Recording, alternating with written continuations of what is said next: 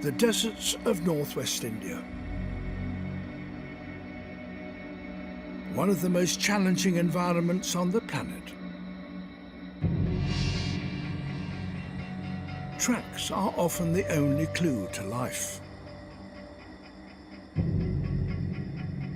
Here, survival demands resilience, strength, and adaptation.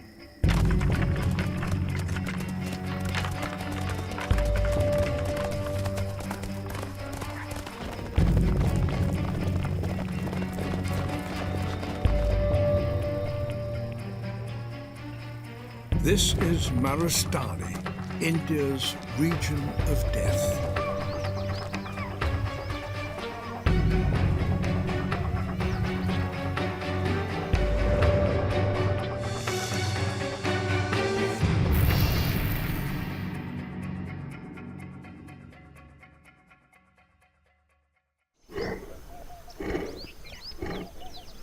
The Asiatic lion. Power and courage make this animal, not the tiger, India's national emblem.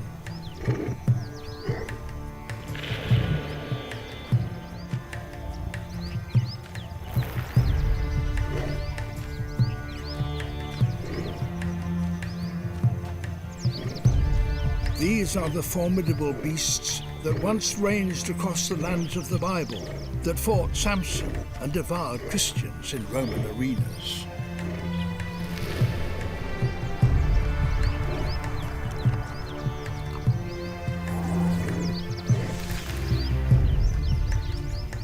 Now they're only found in these parched scrub forests.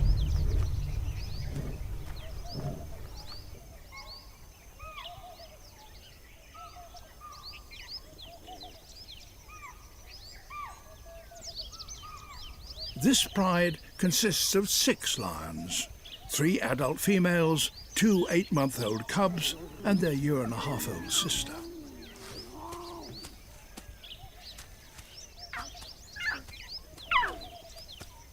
The oldest lioness rules.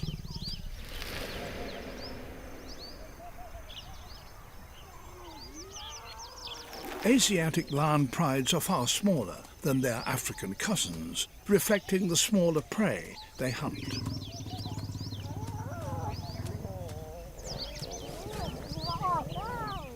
The cubs are thin and constantly hungry. They try to suckle from their mother, the matriarch of the pride. But her milk has dried up.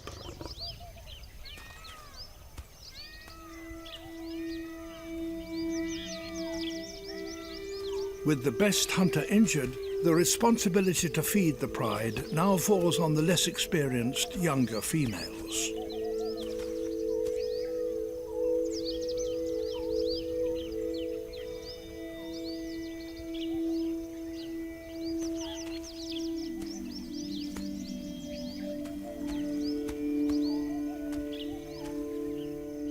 Life in these deserts knows nothing of gentleness or ease.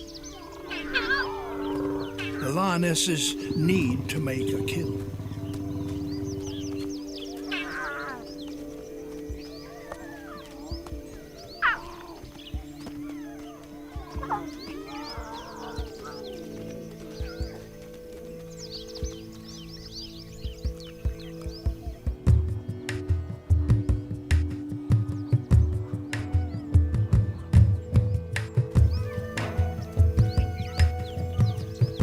Asiatic lions once numbered in thousands and ranged from India to the Mediterranean.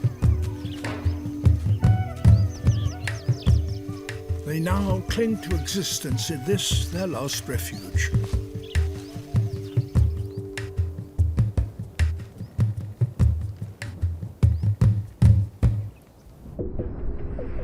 India's deserts form part of the barren region that stretches 7,000 miles from Africa in the west to China in the east.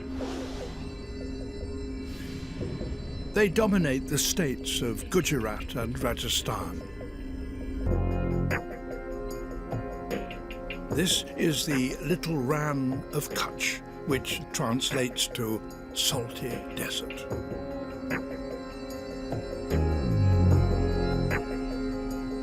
Once the bed of a shallow sea, little grows in this alien landscape.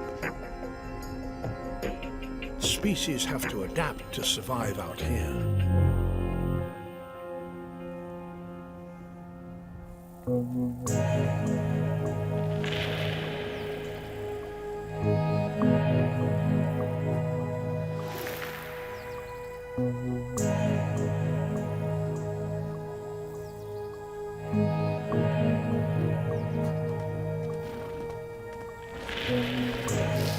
Indian wild asses are among the hardiest creatures in the whole of Asia.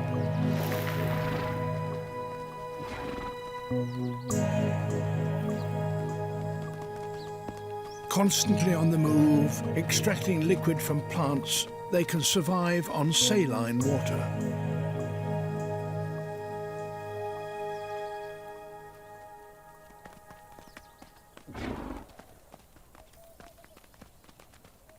Instinctively, they face into the wind, letting the breeze pass over their moist, hairless noses, which radiate the heat to keep them cool.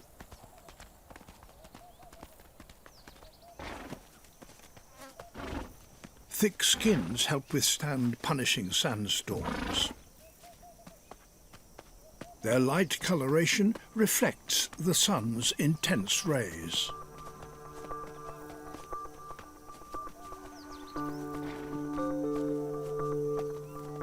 Adaptations like these are essential for life in such a harsh place.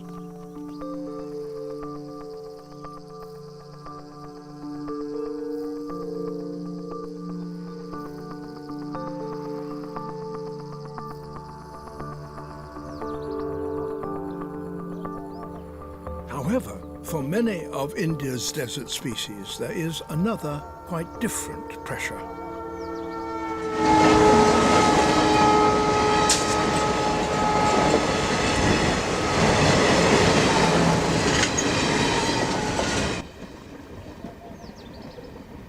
India's desert region is home to 130 million people, nearly half the population of the United States in an area smaller than Texas.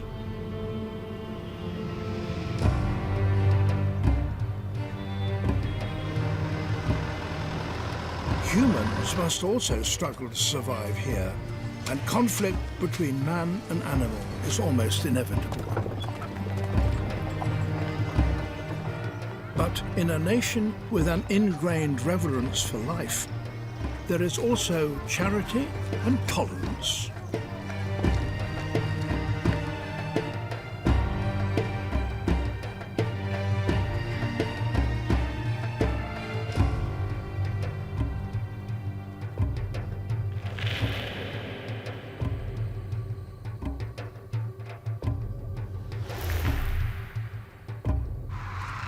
Demoiselle cranes converge on a waterhole in Rajasthan.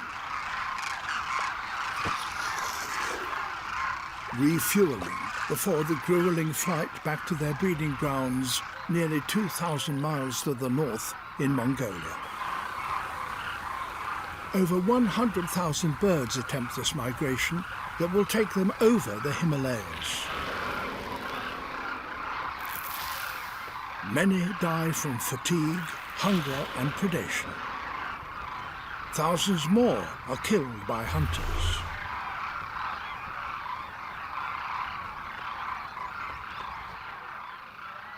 The small town of Kichan has become an oasis on their epic migration.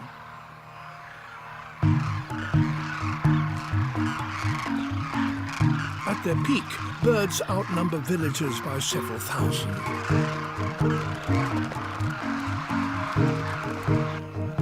It all started a few years ago when one man began feeding a handful of cranes.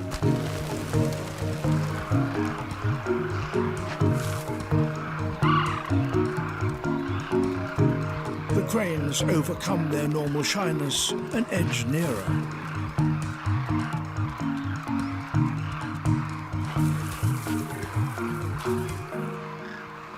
Now up to 10,000 make the annual visit. When one takes the plunge, the rest quickly follow.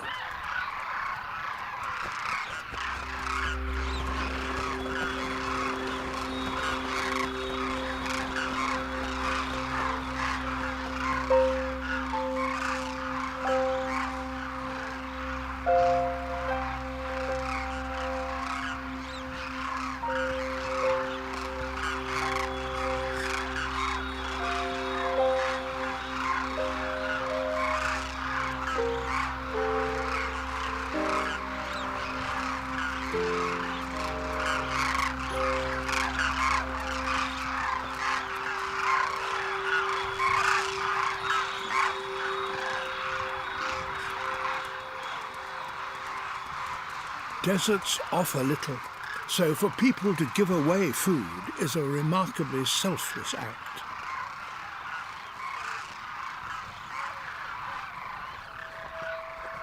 Desert animals have to be opportunistic.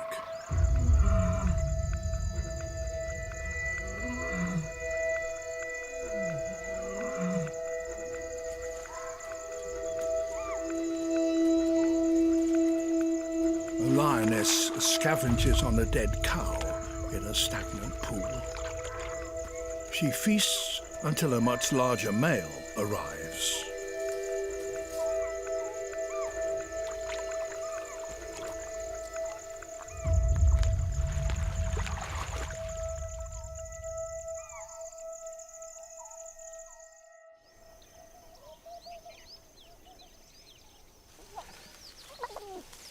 Young cubs suckle, their mother having finally fed. But they will require much more than this if they're to survive.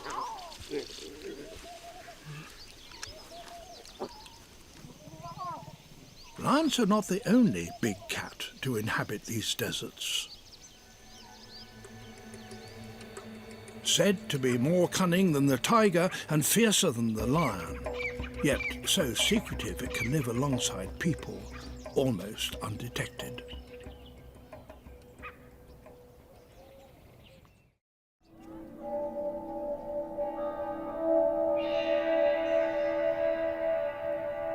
First light at a rocky outcrop surrounded by farms. 2 8-month-old leopard cubs wait for their mother to return from a night's hunting.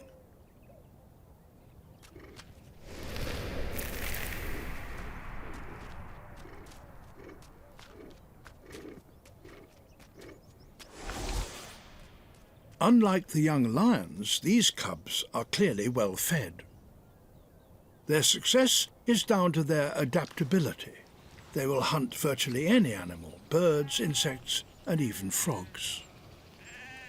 Such tolerance of even large predators owes much to a Hindu philosophy called ahimsa, a deep-seated reverence for all life.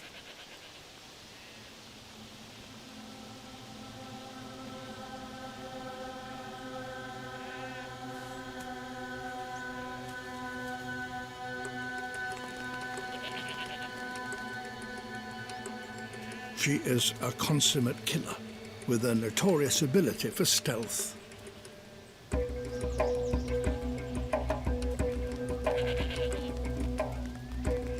Walking silently on her toes, setting her hind feet precisely in the print of her forefeet.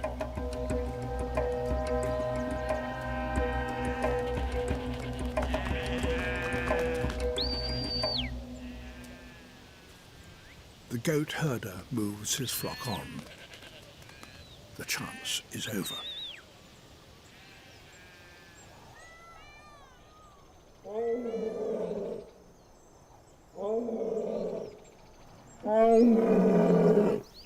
A male lion stakes a claim to his territory.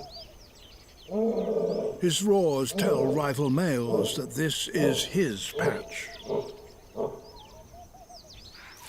Scent marking reinforces the message.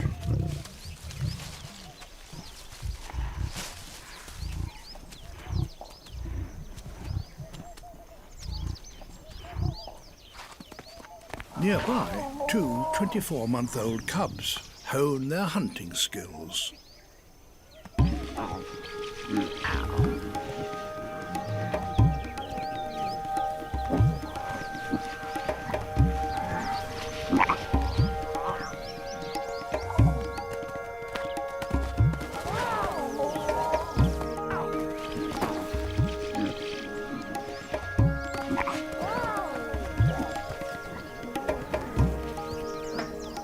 This lioness operates alone.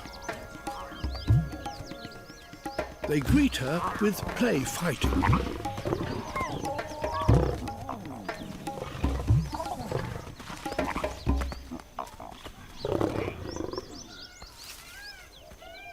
Asiatic male lions play little part in the pride, only returning to mate and eat. The lioness and her cubs greet him.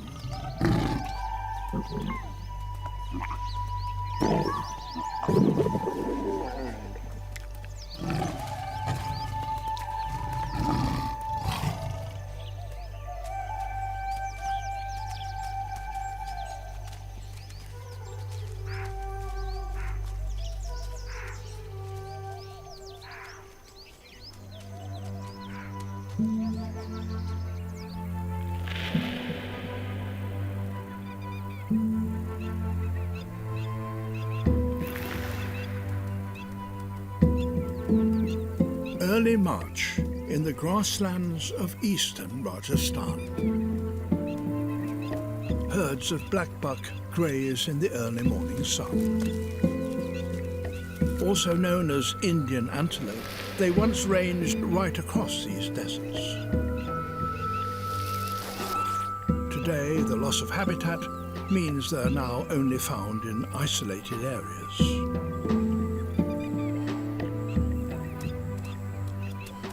Blackbuck are one of the few antelope where males and females have distinctive colouring.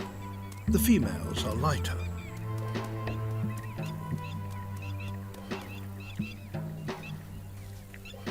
The males have long twisted horns packed with blood vessels which radiate heat and help keep them cool, especially during the mating season when they're most active. They mark out territories or leks with dung and urine and defend them by grunting and posturing.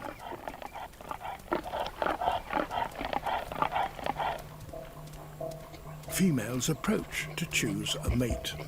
The bucks strut and parade. The continuation of their genes is all that matters. Holding on to the prime spot requires a great deal of effort. If posturing isn't enough, rivals engage in duels.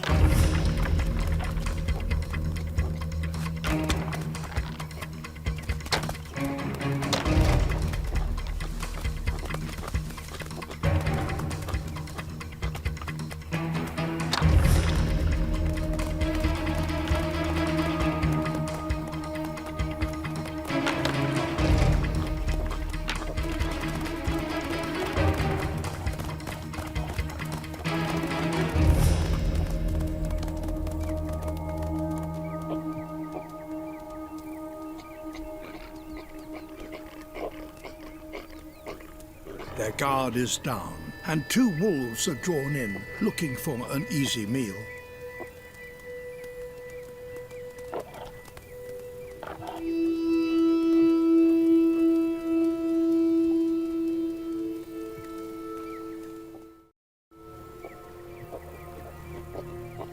Indian wolves usually hunt in pairs when targeting antelope.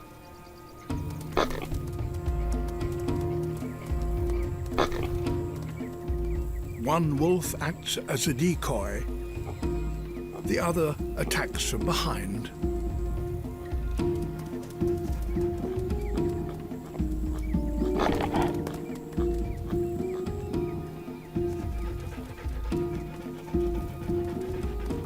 But they're spotted. Blackbuck are the fastest animals on these plains. which they once shared with the now extinct Indian cheetah.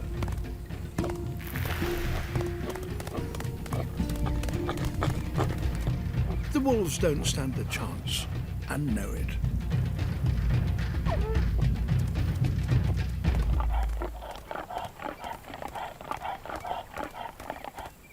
Fatalities are inevitable.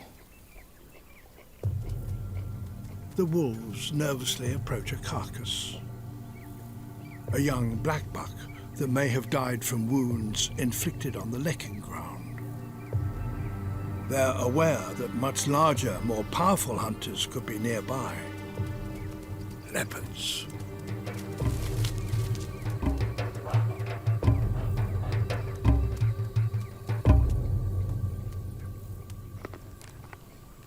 When food is short, wolves take what they can.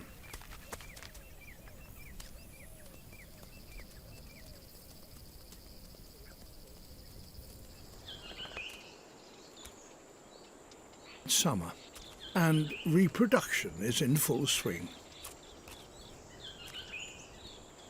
A pair of paradise flycatchers build a delicate nest. The male watches as the female works. An oriental white-eye pays a visit. A female rose-ringed parakeet feeds her 2 chicks.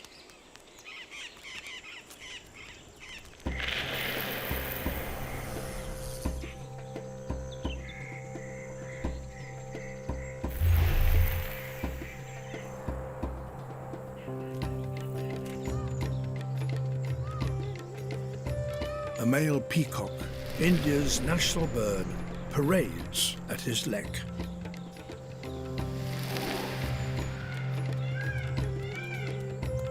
He attracts the attention of a peahen. She is looking for the most impressive tail and flamboyant display. Both unfakeable proof of the bird's strength and genetic vigor.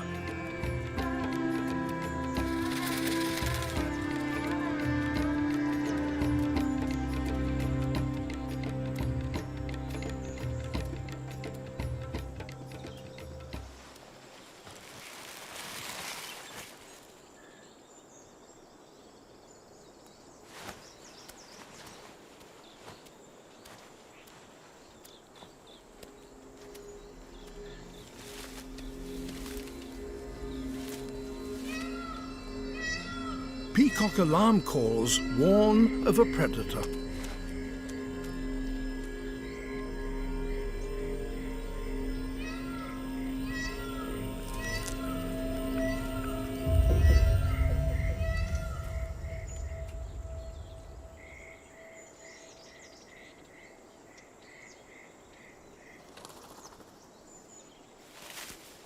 Unlike in Africa, Asiatic lions hunt in small groups, ambushing rather than running down prey.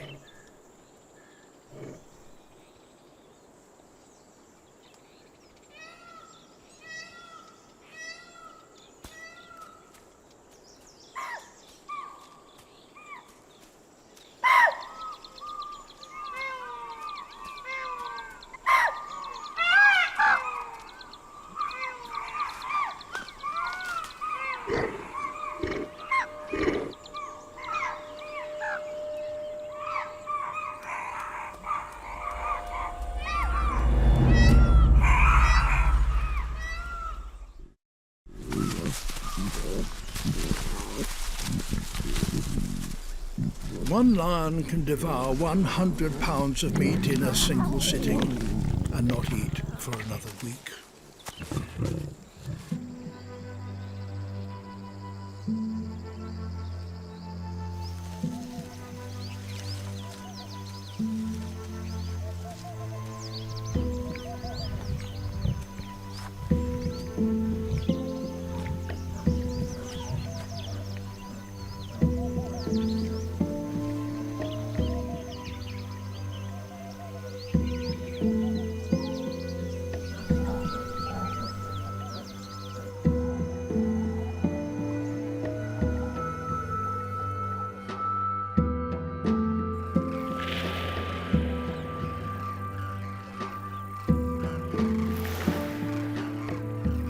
demoiselle cranes begin their long journey back to their northern nesting grounds.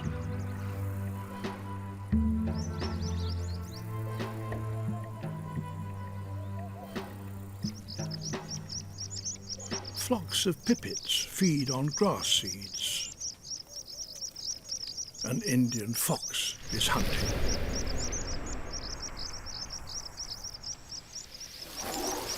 She will prey on anything from small birds and rodents to insects.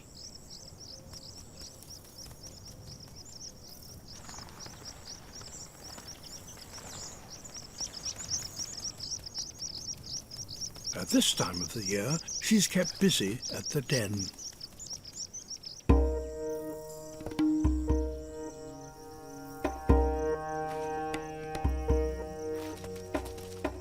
These 3-month-old pups spend their days sleeping and playing.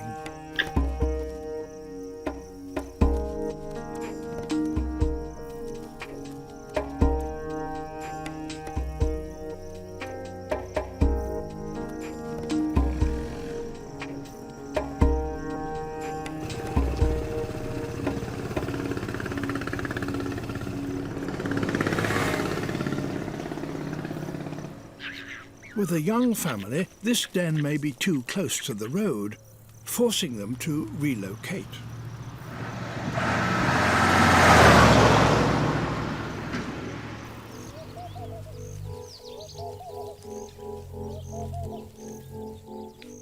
Close by, 2 other little ones are also on their own while their mother hunts.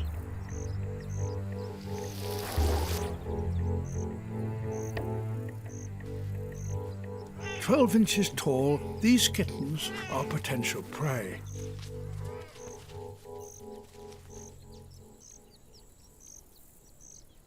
A game of hide and seek improves their survival skills.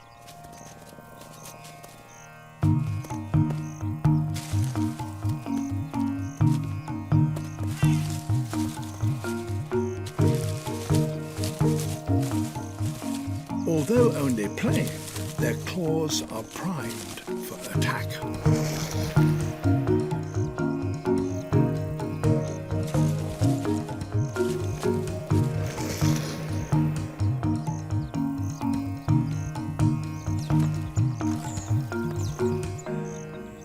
Desert cats are one of the few wild cats to live underground, where it's safer and cooler.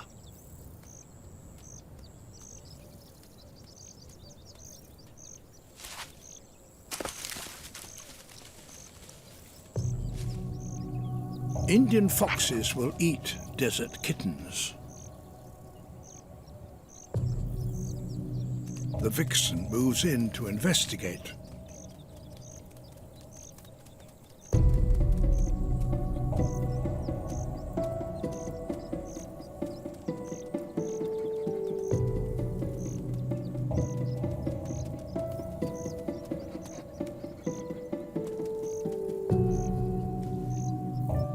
The young cat confronts her.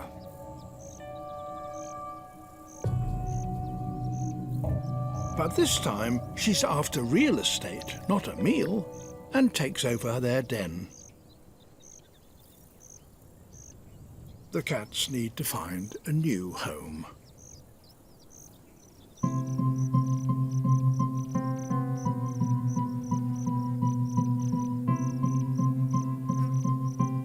Predated by both desert cats and Indian foxes, the Jerd is a relative of the gerbil.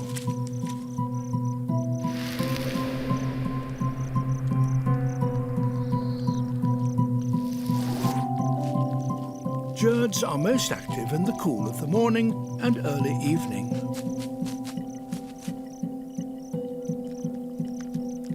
Enormous black eyes perched high on top of their heads help them to spot danger. There are over 40 different birds of prey hunting in these deserts.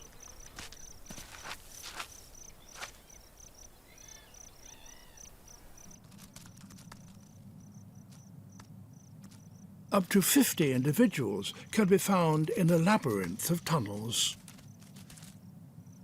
They're safe from predators and have an ample supply of succulent roots.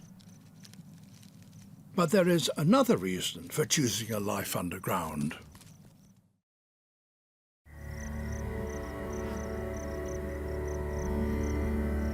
Only 4 inches below the desert surface, the temperature can be 25 degrees cooler.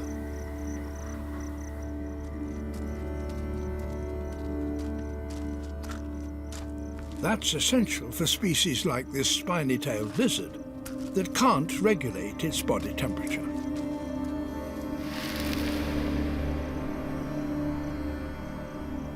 They store fat in their spiny tails, which fuels them in times of famine. It's early morning, and this cold-blooded reptile needs to warm up to get its metabolism going.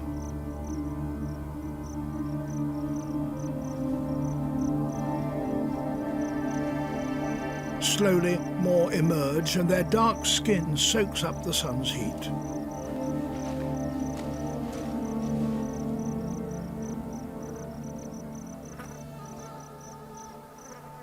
As they warm up, their skin becomes lighter and balances the effects of the sun's rays.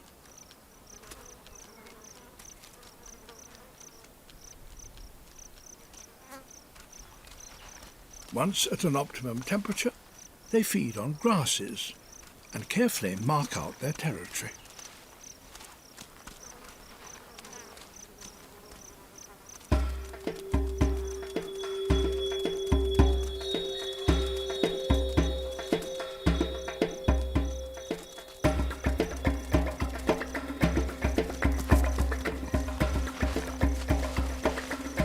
Not every intrusion is hostile.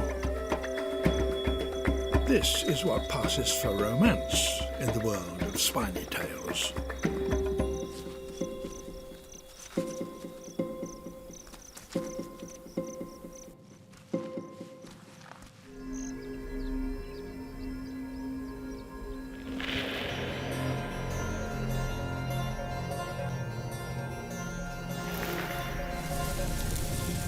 May is the windy season, when the dunes move.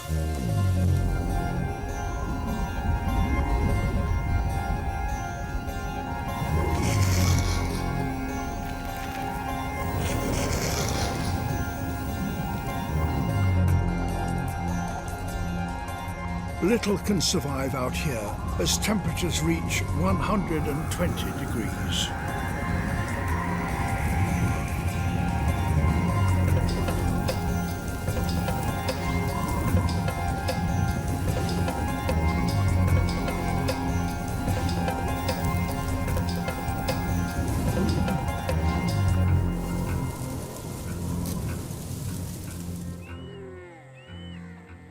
In one of the few remaining waterholes, dromedary camels take in moisture.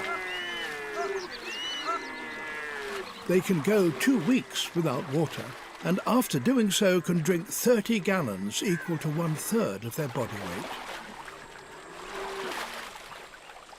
They're among the best adapted of all the desert species. Thick eyebrows shield their eyes from the sun. Long eyelashes keep sand out of their eyes. They can close their nostrils. Their wide feet prevent them from sinking deep into the desert sand. They can vary their body temperature from 93 to 107 degrees to stop them sweating and conserve water.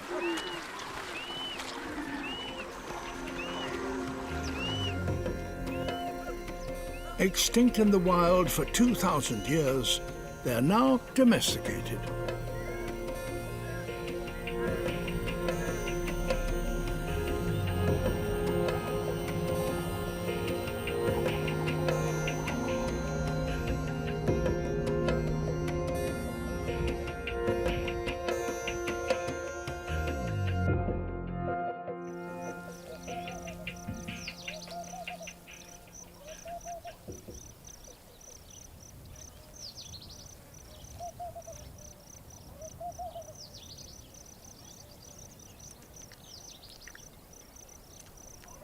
Another desert grazer capable of going without water is the rare Chinkara gazelle.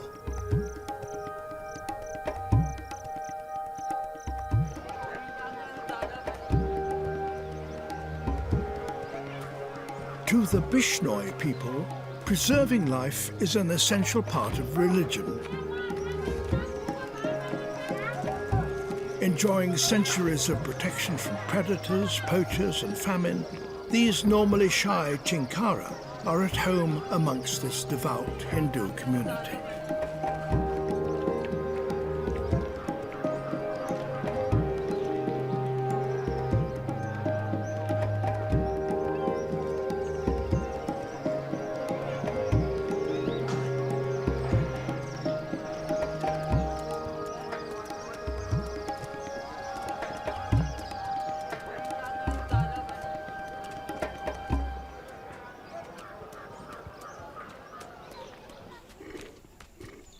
The young leopard family is still living amongst the villages. The cubs are now nearly a year old. The leopardess returns from a night's hunting, but is greeted by only one cub. The other must be out there somewhere.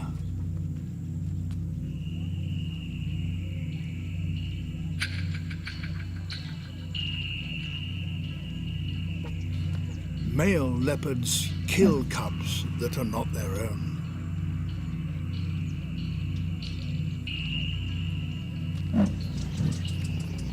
She calls out to locate her missing cub.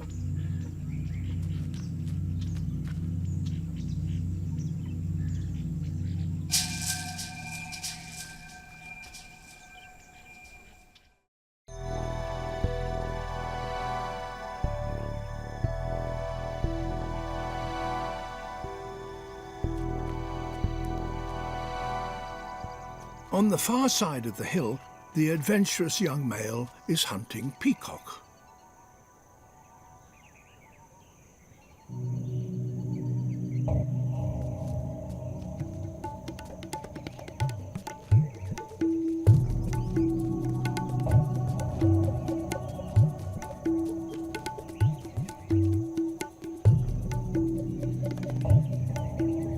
Inexperienced, he has much to learn.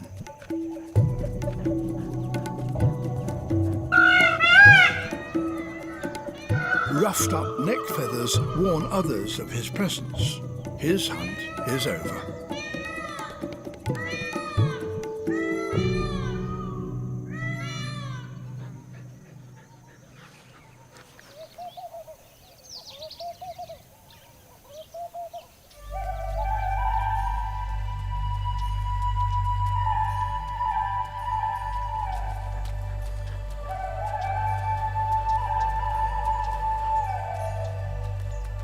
The cub returns to the den side of the hillock to rejoin his family.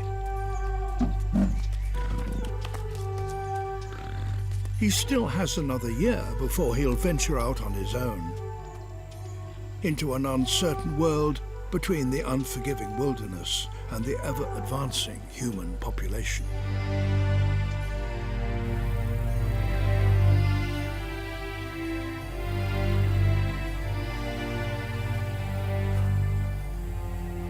Unrelenting heat evaporates the few remaining pools in the little Rann of Kutch.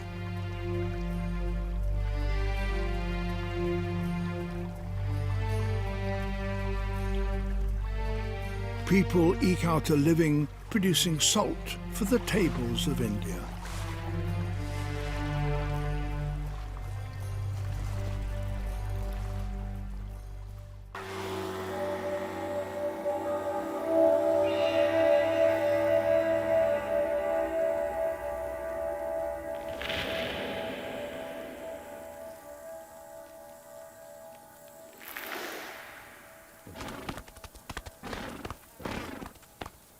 June is the mating season for wild ass. Stallions or jacks are battling to control harems of female ass or jennies. groups of younger males hang out in herds, hoping to seize the opportunity to steal the female.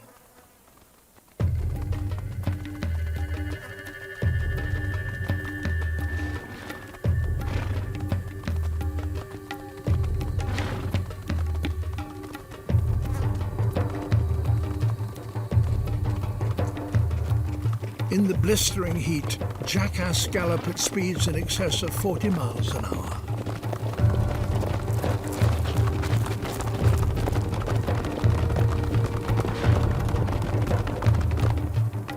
The females watch on.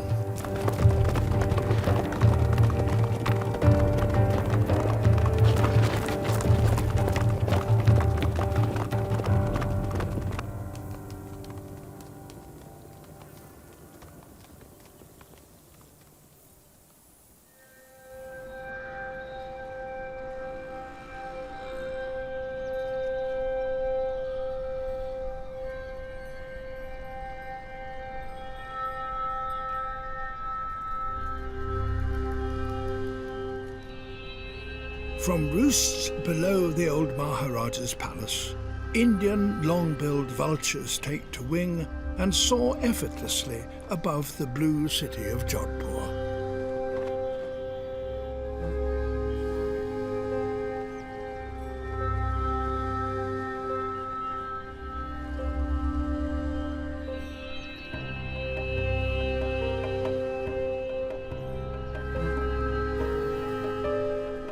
Mercifully for creatures that spend their lives with their heads buried in rotting carcasses, old-world vultures do not have a sense of smell. Instead, they rely on incredible eyesight and can spot carrion up to 4 miles away. They too suffer from overheating and squabble for shade.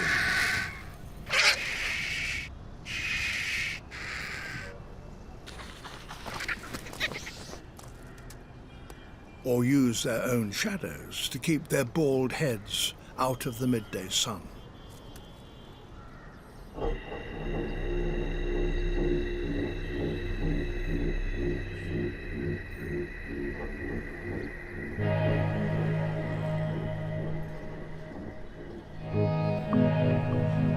With modern India's human expansion, wildlife faces the growing challenge of surviving alongside over 1 billion people.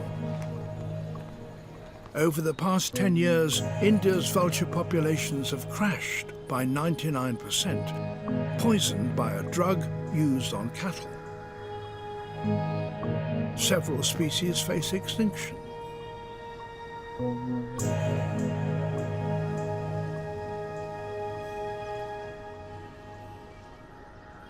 But India has an excellent record of bringing species back from the edge.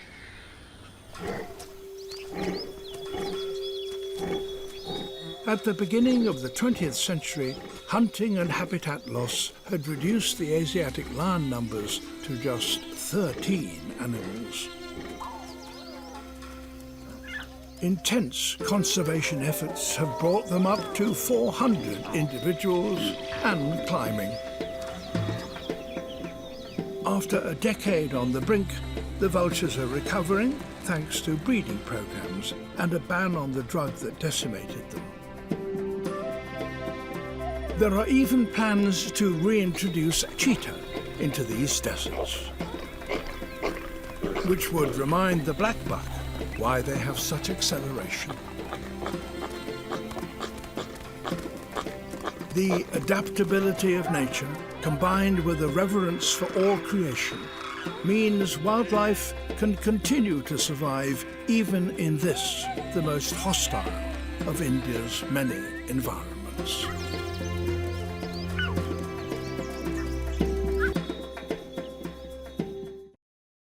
I know they're out there, watching me. But in all my years in the wild, I've never caught more than a fleeting glimpse of the ghost. Every second of cat footage that you get is like gold. But the treasure hunt is on. Had a brave kitty come out of a tree. Headed that way, we better follow. Entering the world of the mountain lion, I'll pull out all the stops. Whoa, it's a big, tall mountain lion. I'm actually blood brothers with the mountain lion. He leapt to bite me in the throat. I was done. I'll face an animal that almost took my life, showcasing the techniques and anatomy of an ambush predator. Watch him move around. I mean, to be this close to a mountain lion. In the field, my buddy Tyler and his 2 hounds make the perfect teammates. Here, good girl. Here you go, buddy. We play the ultimate game of hide and seek. It's that female, somewhere in the race. She stashed her kittens. She's just being a really good female. And we'll attempt the impossible. We're going stealth. Walking out onto the edge to catch a glimpse. It's right there, stop.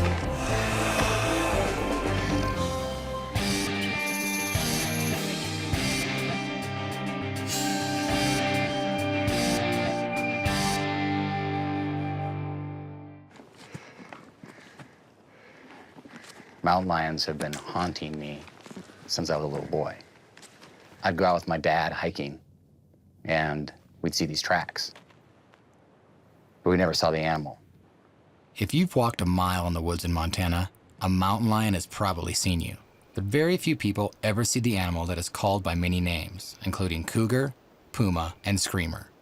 So when my buddy Tyler called me with a crazy story, I grabbed my camera and raced out the door to meet him.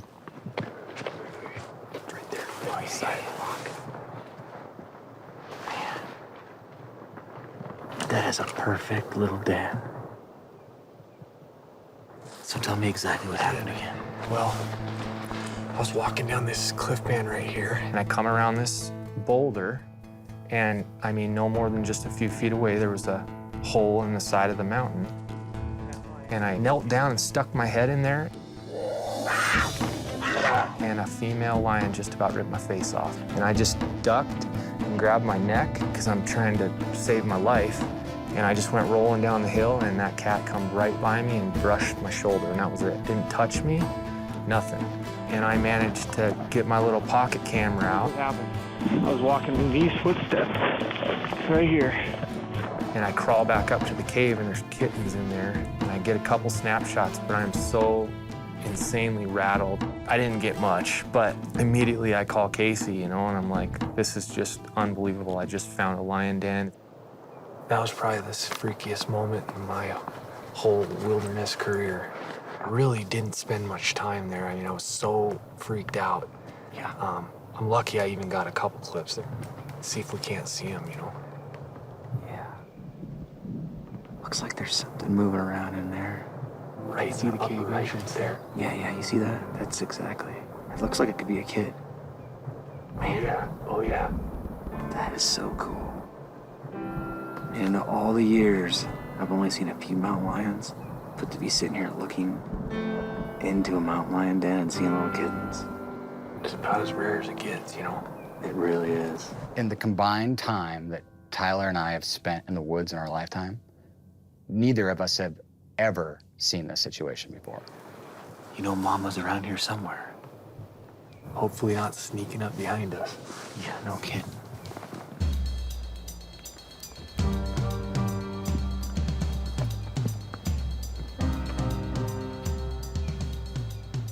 As a naturalist and filmmaker, I've tracked and observed all kinds of animals, capturing incredible moments on film. But the very thing that makes mountain lions intriguing is the fact that they are so difficult to find. Scientists don't even have a precise idea of their population, which could range between 10 and 50,000 in North America. And it's almost impossible to get footage of a cat in the wild, even here in Montana, in prime mountain lion habitat. But here's this animal who's smarter than us, stealthier than us, maybe the most elusive animal in all of North America. If you do see any footage, it's a captive cat, you know, and I've worked with captive mountain lions, so I actually sometimes even recognize the individuals, and I'm like, well, it's disappointing. I want to see a mountain lion in the wild doing wild things, and I see Tommy, you know, the cat I used to pet and scratch her under the chin, walking across the mountainside, and I think, well, it's beautiful, but I want to get a wild cat. Our shots of kittens who are just weeks old are unbelievable, and we want more. In our quest to capture rare images of the stealthy predators, there'll be no guarantees. Hey, guys. But we have a secret weapon, Tyler's 2 incredible hounds. Ready to go. You guys get rested. Yeah. This is Nellie. Me and Nellie love each other, don't we? Don't we? I've known Nellie since she was a little tiny puppy. And this is Chase over here. Chase is all about chasing cats. And then eating, sleeping, and then starting all over again. He's an old veteran, but you can see they're pretty spoiled. And this is Goose, he's our trail companion. Ready to go out in the mountains? All right, let's go. Like me, Tyler grew up in the woods of Montana, and he practically lives in the backcountry. This is a good elk camp. He spends so much time guiding, hunting, and filming that he thinks like an animal. Grizzly bear, I want to see which way he goes. He might go right to my camp. Wildly remote places and insane conditions don't even faze him. Here is the one part.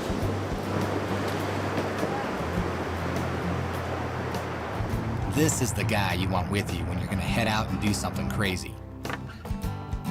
Come on, let's go. Come on, let's go.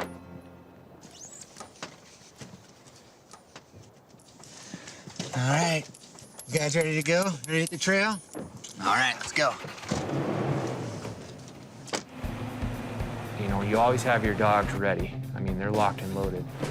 My dogs know when I put the truck in park and get out to look for a track, they're already smashing their nose up against the window and slobbering and ready to rock, so they know what's going on. Grab one of the hounds. So it's a perfect day. There's fresh snow. Hound dogs are fired up. They're ready to do what they're bred to do, and that's find fresh tracks. Follow. You guys are excited, huh? So these are really cool. These are GPS collars. So we know where these dogs are going at all times. Come here, Nellie. Come here. Tight enough, everything? Yep. It's good. I mean, look at these little guys. They're all muscle, just like the cat they're gonna chase. When you're going after mountain lions, you're gonna go up some steep, rugged terrain. So no carrying big, fancy Hollywood-style cameras. We're going lightweight. Gotta do it.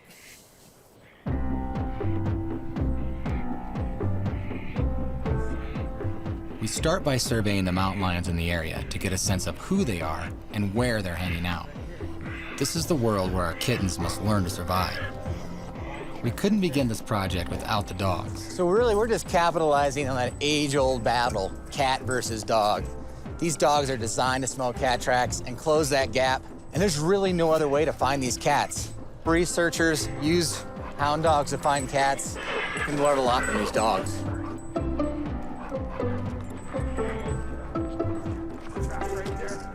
Yeah. Oh, cool. Right here is like a perfect cat track right in the ice. So, cat for sure. Looks good. Goose heel. Goose heel.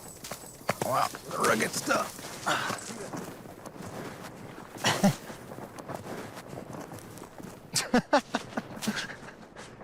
Once we let these dogs off leash, they're gonna follow the scent until they reach the cat. So the track must be fresh, ideally less than 12 hours old. If it's older, the cat could be a mountain range away, and the dogs could be running for days. But no matter how long it takes, Tyler and I will follow Chase and Nellie and bring them home safely. I mean, where a cat goes, people can't usually go. That's why we got the dogs. Now, we're gonna watch the GPS and see where they're going. Hopefully they catch a cat. So they're pushing out. Nellie is like 650 yards, and Chase is like 100 yards behind her, but... This is really cool because we can literally see right on this topographic map where the dogs are exactly. So we're that little black triangle by the arrow. Right there, okay. And that's the actual two dogs' tracks paralleling the bottom. Okay, Let's get moving. Tyler is a human hound dog.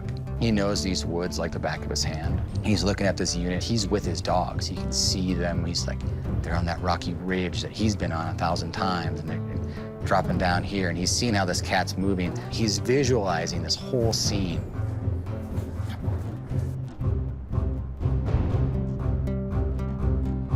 We've got the animation of the dogs in a tree position.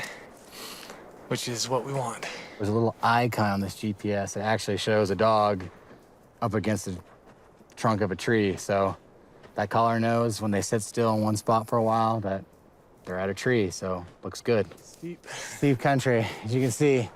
This is why mountain lions like this place. It's steep, they can get away, hide, look out, watch prey, go down and kill it, eat, and come back up here. We trail the dogs for hours, tracking their progress on the GPS. Finally, we can hear their howls. We're getting close. Let's see 'em. Let's just try to sneak in there. They got the cat up a tree right below us here. We gotta be careful. We move in too fast, it'll overwhelm the cat, and the cat will jump out of the tree, and we'll start all over again.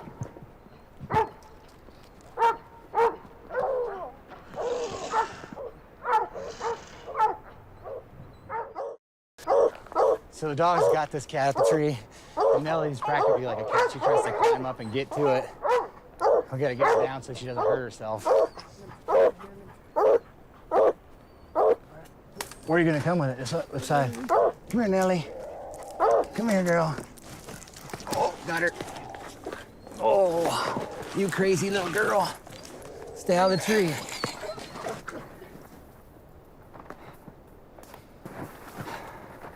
So Tyler's moved the dogs out, and now I can just sit back and look at something that I've only seen a few times in my entire life. Right up there, a male mountain lion. How cool is that?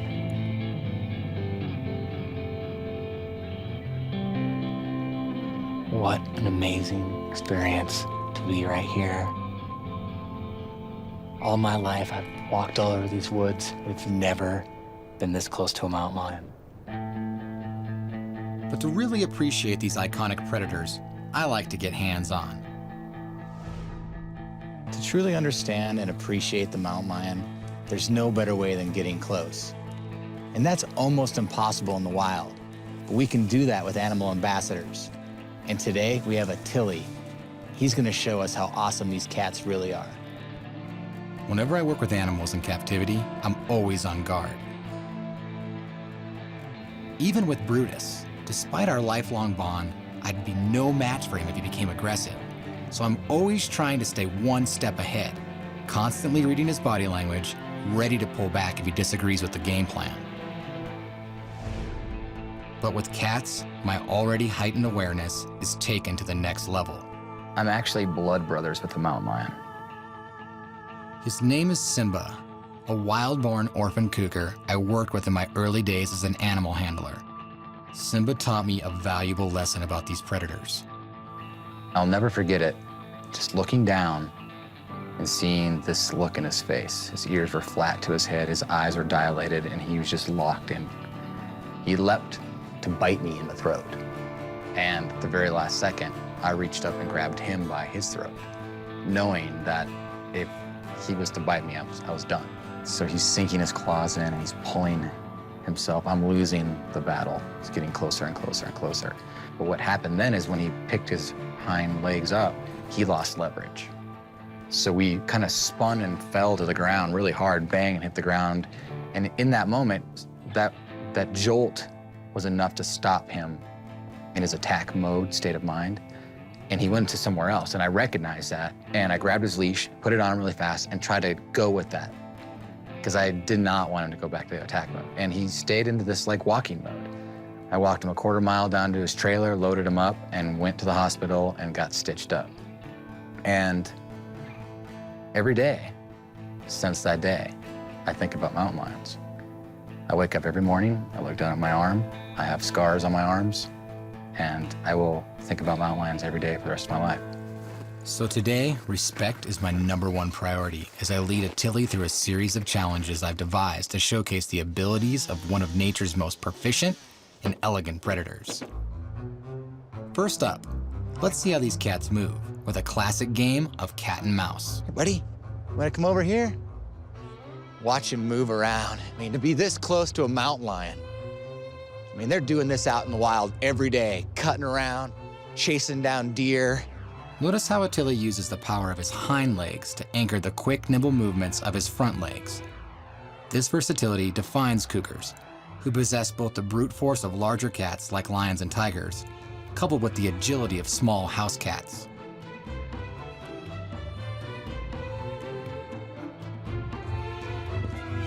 Mountain lions have the strongest back legs of any cat.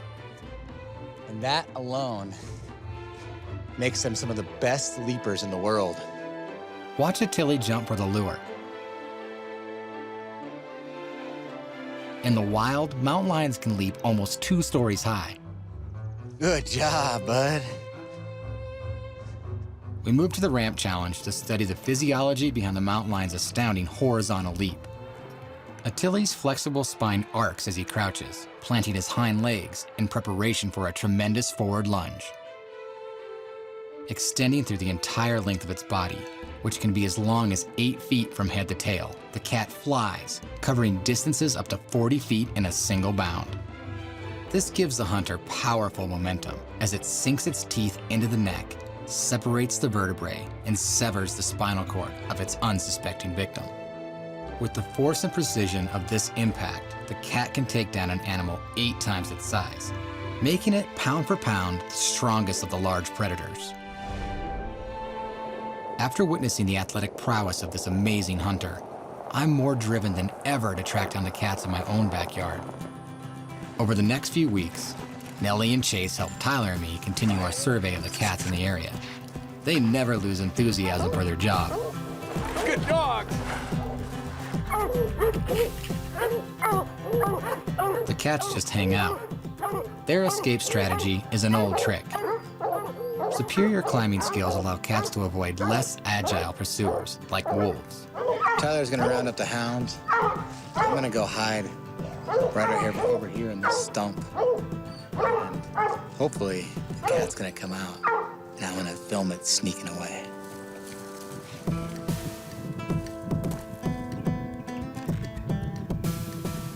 Sometimes the cat's retreat is the most impressive part of the encounter.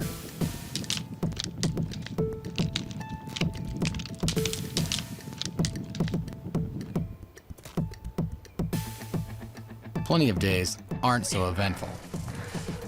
Good thing you broke trail a little bit for me. All we get for our long, cold hike is frozen faces and tired feet. And I'll tell you what, it's not Old Glory. Snowshoes.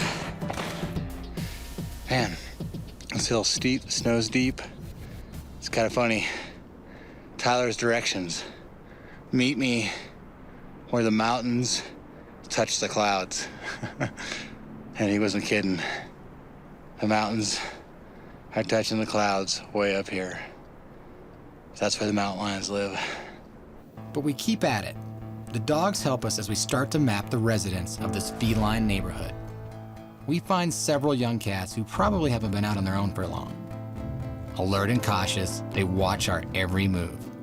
One cat can't seem to get high enough and climbs far into the reaches of a huge tree. How cool is that?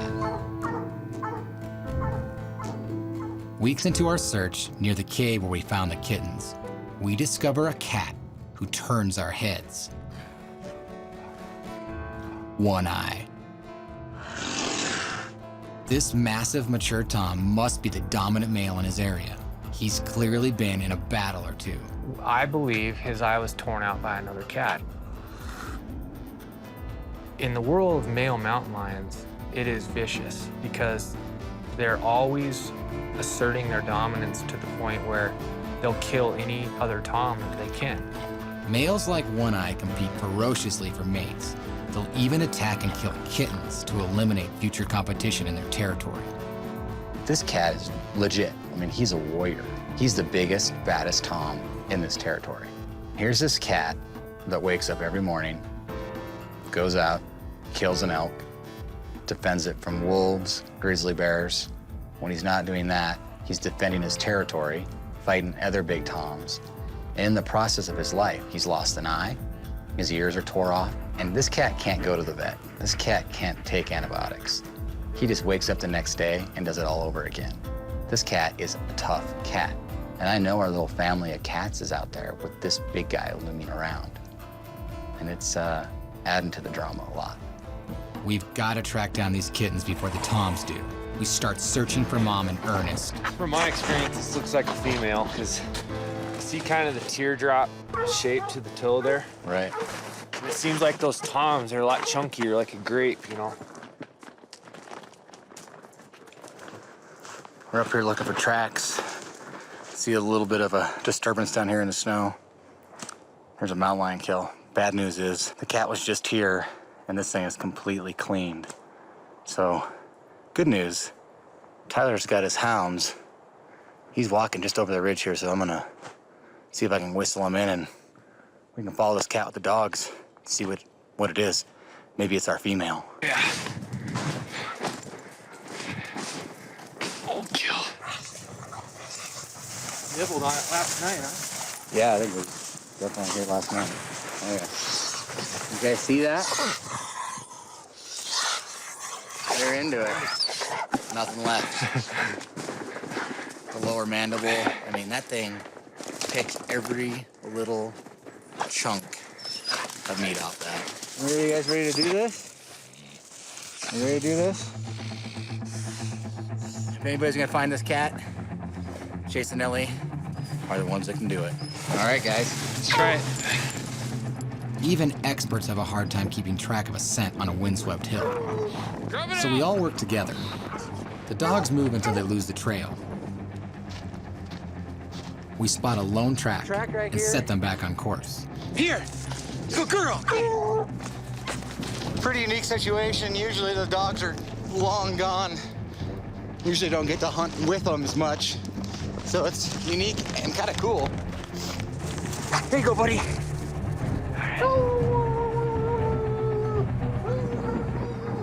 That's the wonderful sound of hound dogs at a tree barking because there's something up in it. There's an old mountain lion track right there. That's that female. This is their territory. Look at it.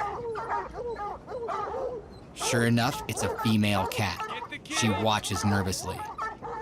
And before we can get the dogs away from the tree, she makes a move.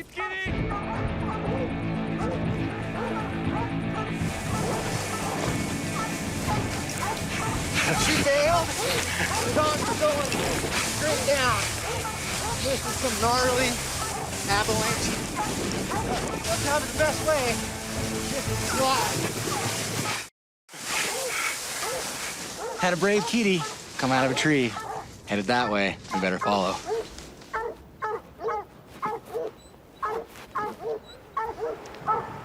So the female, she's now in her second tree. She jumped out of that first tree up there. And she's just being a really good female. Somewhere in the race, she stashed her kittens, and all she's trying to do is just lure us away from her kittens and be protective of her kittens. So what we gotta do now, prevent this female from jumping again, is get in there, grab those dogs, and peel out of here. We've already learned that this is her territory. It's gonna be a great place to come back and look for kills. Now it's just time to grab the team and get out.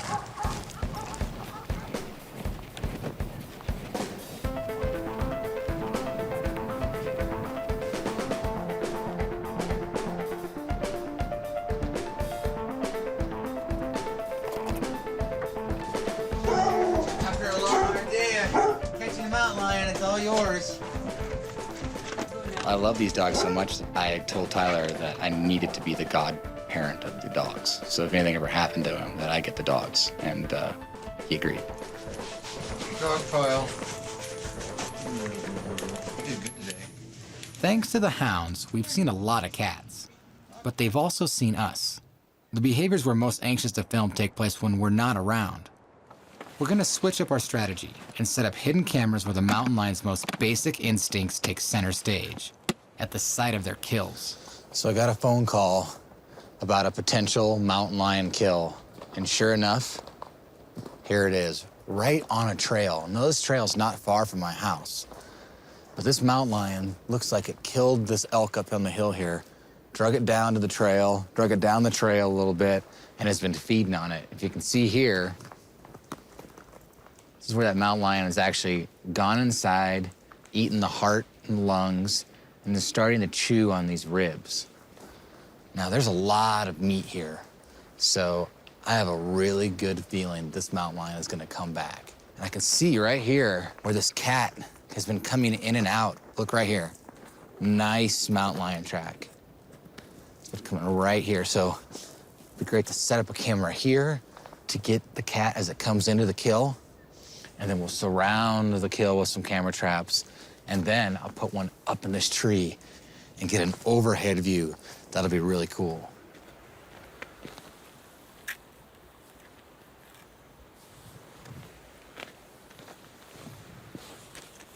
The first camera we started using was a camera called a Reconyx camera, and it's your basic kind of trail camera.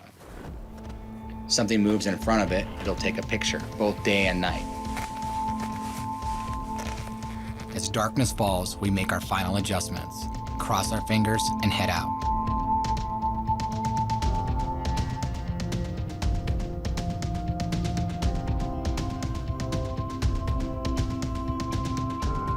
Less than 30 minutes after we leave, the cat arrives. But it doesn't go back to feeding. That cat came in and he knew, the cameras were there, and he didn't like it. Very nervous, looked around a little bit, and then slipped out. When we get back in the morning, we can't see any evidence of feeding. We think we'd missed the cat. Only after looking at our footage do we discover it returned. These cats make a living by being stealthy. They make a living by not being around people.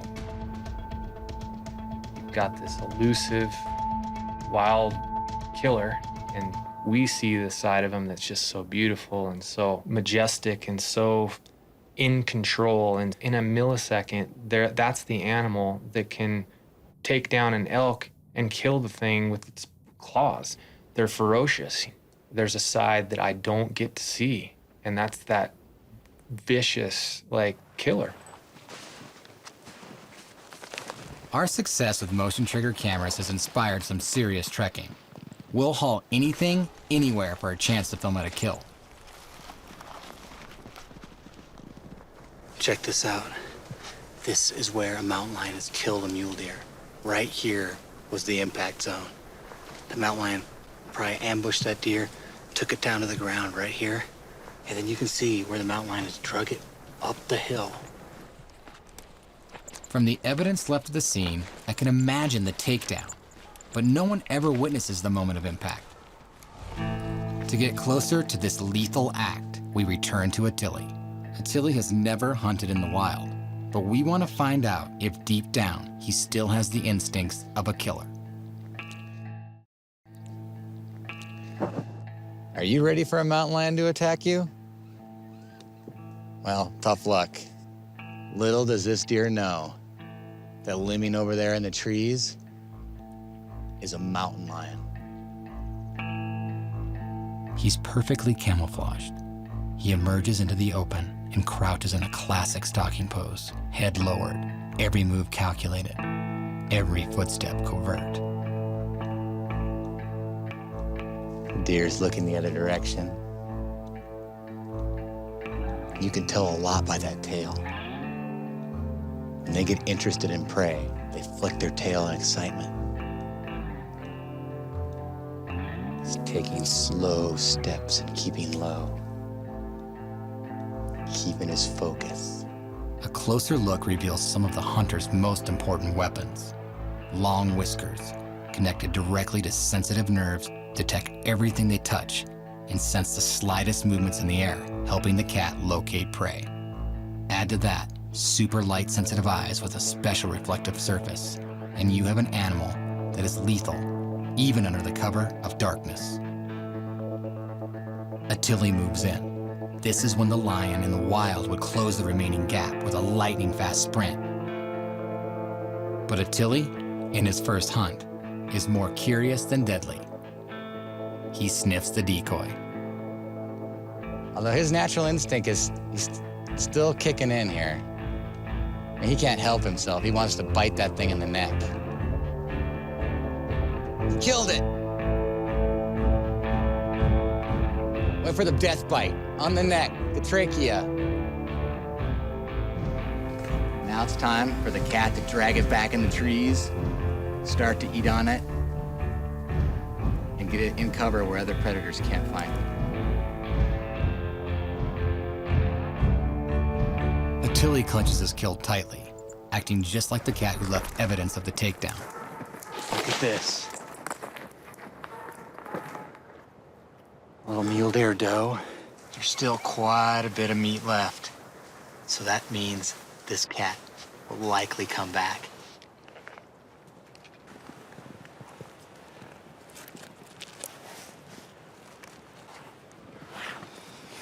All right, let's see what we're gonna get.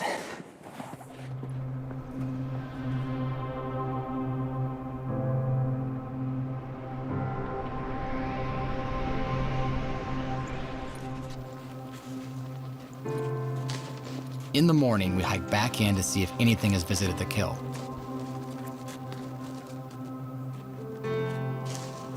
It looks like the cat came back.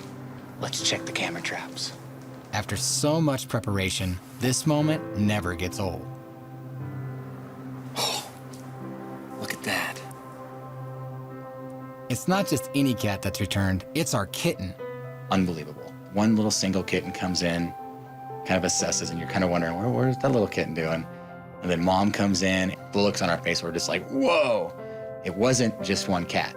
It was our female and her kittens, and they returned to this kill. The kittens, who have not yet grown out of their spotted coats, still depend entirely on mom. Talk about kid at Christmas, you know, because we didn't know that we had the entire family there.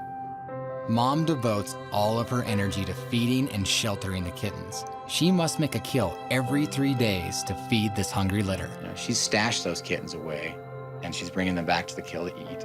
And these kittens gather around mom. Mom's being very vigilant, watching, allowing her kittens go to the kill and feed. And she's just watching out for their safety. She's teaching them. She was the reason why we started this whole thing. And all of a sudden, here she is.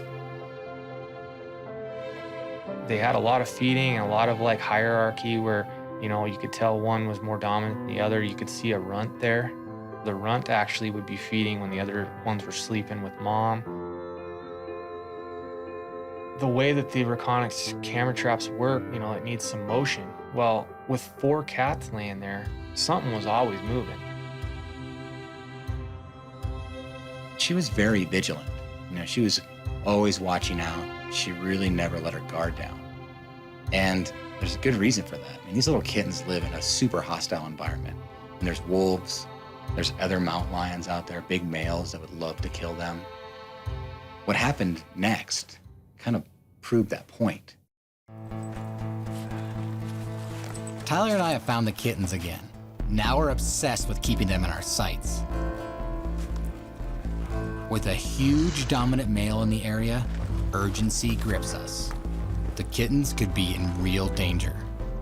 We want to learn as much as we can about their movements before it's too late. Today, we're checking the cameras at the cave where we hope they've been denning. So I set this camera trap up because right over there is a cave. I head inside the cave to check another camera. In the darkness, I see one big reason Mom might be worried. One Eye, the tough male who we treat with the dogs. He sniffs, likely checking for the scent of other cats.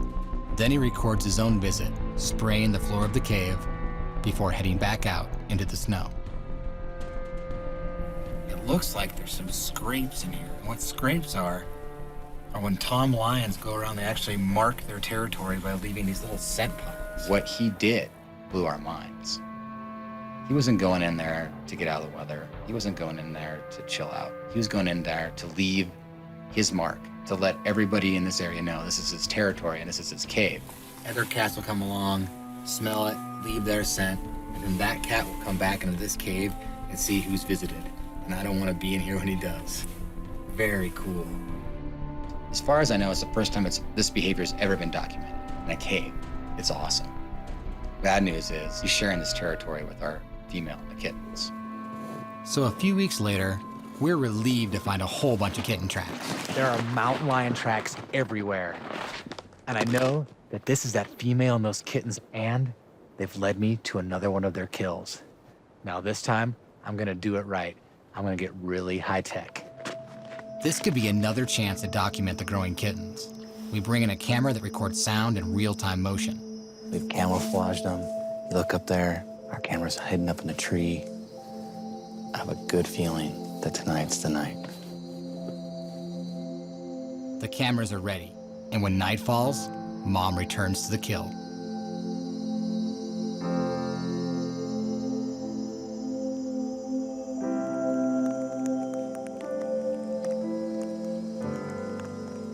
On the new camera, we can see and listen to Mom's efforts as she struggles to drag a carcass that's bigger than her.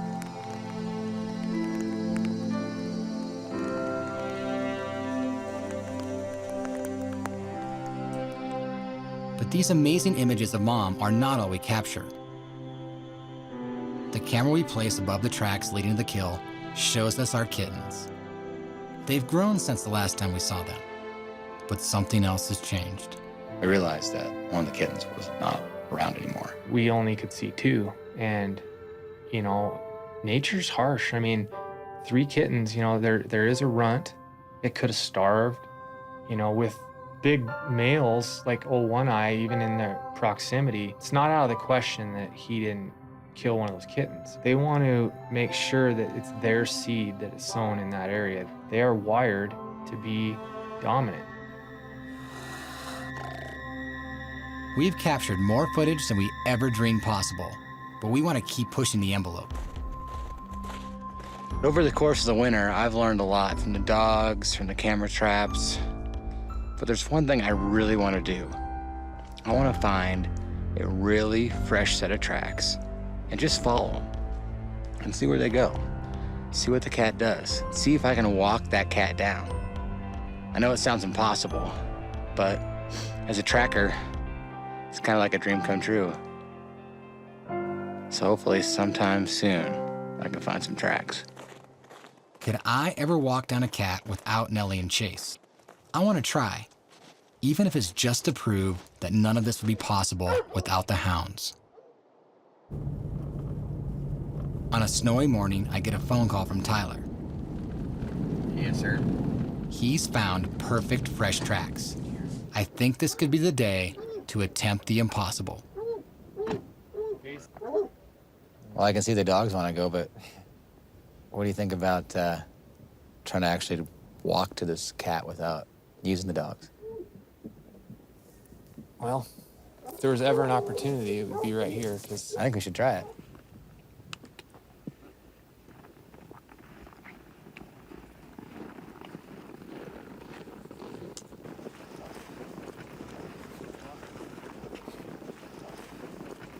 We're going stealth.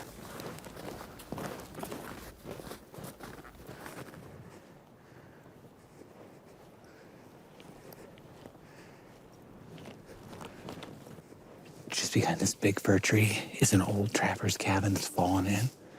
The mountain lion tracks lead right to it, and there's nothing going out of it. So we're gonna sneak down and see if he's inside.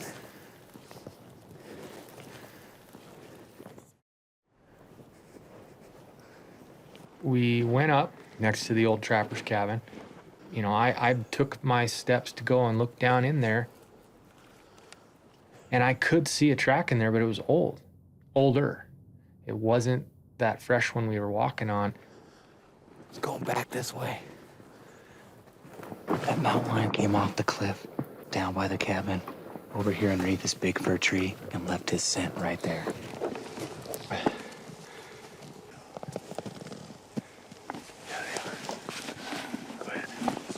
The cat took us out on these granite ledges, straight up through the cliffs.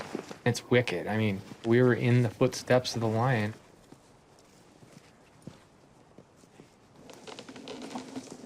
That's like a true catwalk right there. Against our better judgment, we follow the track out onto a rocky overhang. We were getting into a point where all I got to do is get another 20, 30 yards and I can peek off this rock and see if these tracks are going through it or not. I got to that point, and right there, the cat was right there. It's right there, stop. Right there. We did it. He's just laying there.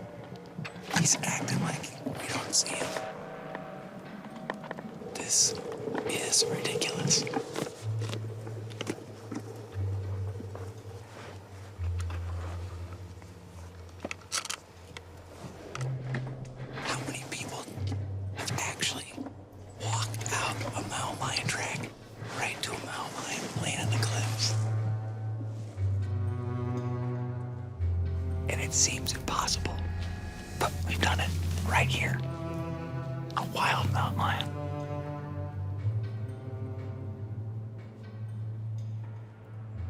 Every time I move around, he opens his eyes, he walks in on me moving around, making sure that I'm not a threat. And then once he realizes I'm not, he's doing what he is right now. He closes his eyes and just sits there. This is his mountain. The lion is so calm, we feel brave enough to start inching in.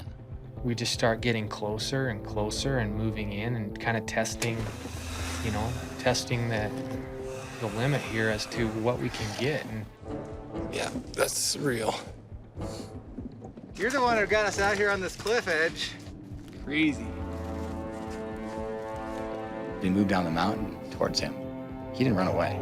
He lurched out of the tree, pinned his ears, dilated eyes when he just looked at us. Holy cow. It's a look I've seen before. I've got scars on my body the last time I saw it. I mean, this cat is gonna back us off the mountain. he told us, and we listened and backed out, and he laid right back down, as confident as could be. It's unreal. First time I've ever done that. And I've caught hundreds of mountain lions.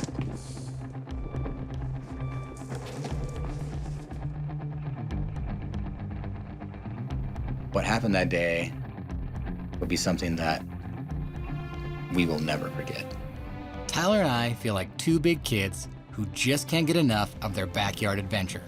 We've walked down a cat without the dogs, something we've never heard of anyone doing. Now we want to put it all together.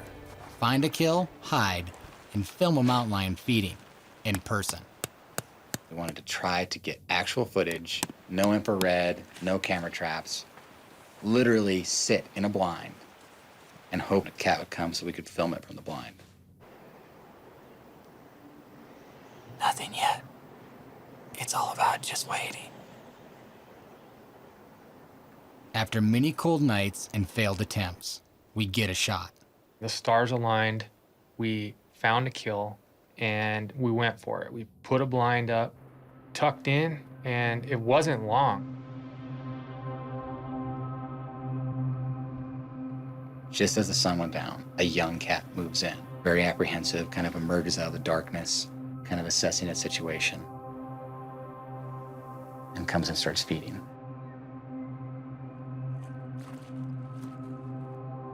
But then, another young cat enters the frame, and we realize that these are our two kittens grown up, and Mom's looming in the background.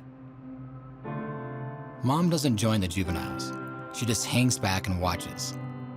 She knows her job as a teacher and a protector is nearly done. To see a cat going from just being tiny, spotted little kitten to basically big enough to kill a deer is pretty awesome, especially when it's an animal that you just typically never, ever see. Sharing that moment with these same cats that started this whole project all together, it was a perfect ending.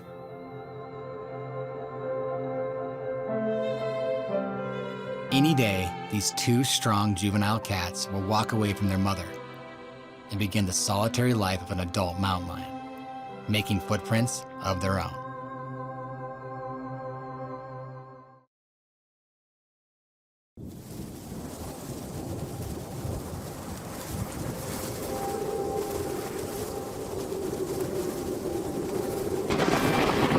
There's a particular kind of wind in Africa.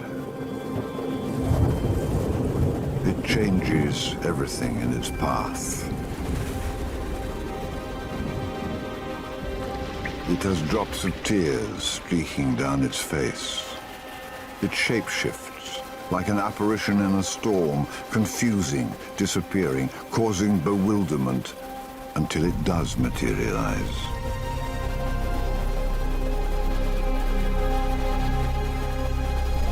Tear-streaked hunters create tension across the plains.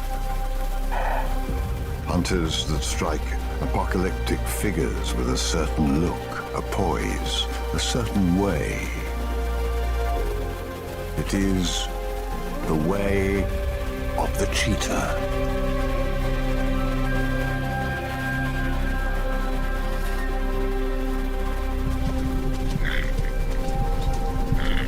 Five male cheetahs stride in.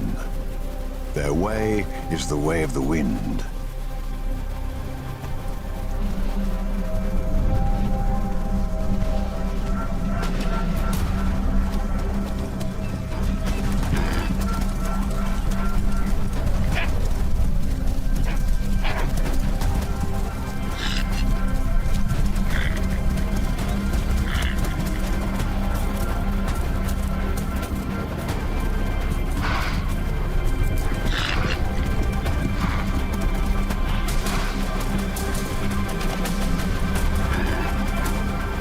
Cheetahs are the shadow hunters. They'll always try to muffle any cries in soft but lethal mouths.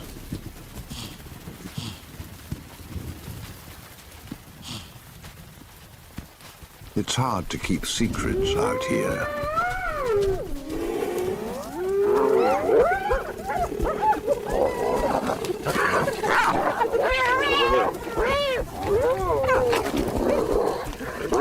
While it's not the way of the cheetah to fight a fight you cannot win, just handing over a kill is always hard. Hyenas are 3 times their weight and quick to turn the delicate eland into a blood spot in time. Wherever these 5 highly efficient males go, their presence ripples through the savannah to everyone up the food chain.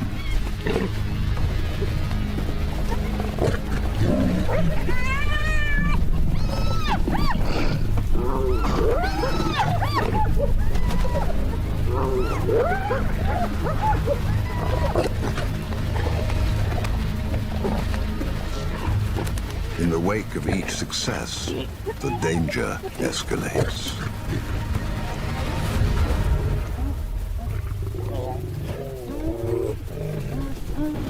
It explains so much about cheetahs and how they're different to the mobbing hyenas in their own eternal battles with robust lionesses. Cheetahs just aren't built like that. But this small band of brothers is unique. Their coalition gives them strength in numbers. Their synchrony in all things makes these males extraordinary killers. They can kill and eat fast and move on as perpetual wanderers. They must be careful, though. Even a short, hard rain can quickly cause the rivers to swell. Behind them, the prey has been hunted hard. For cheetahs, there is always tension in the water. They aren't robust or strong swimmers.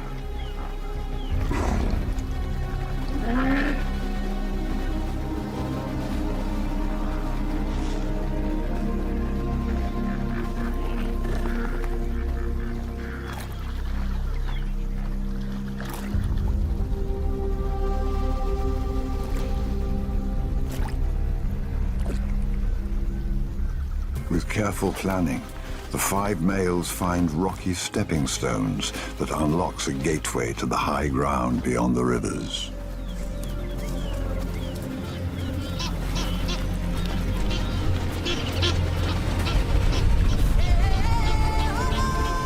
Out here, the possibilities are boundless, because this is the Masai Mara as they look south towards the Serengeti Plains. And each of these new dry plateaus needs a reminder of which cheetahs claim ownership.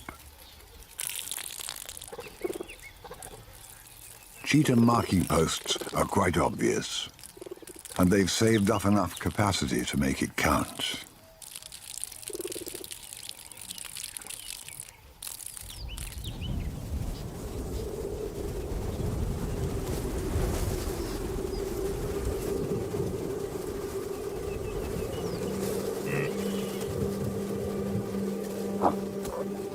Also on the higher ground, a single female cheetah doesn't have the luxury of a coalition.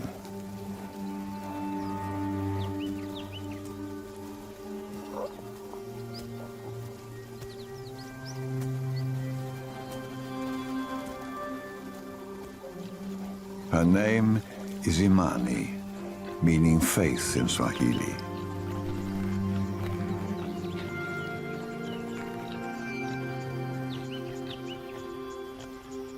Her way is different. She will only ever be hunting alone. She's more stealthy.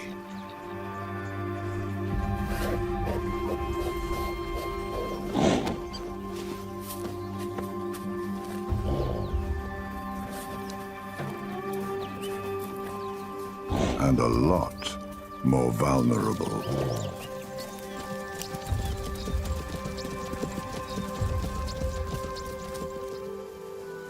The complexities of being a cheetah vary from one individual to the next. The reason for Imani's risky tactic lies in the dewy grass at dawn.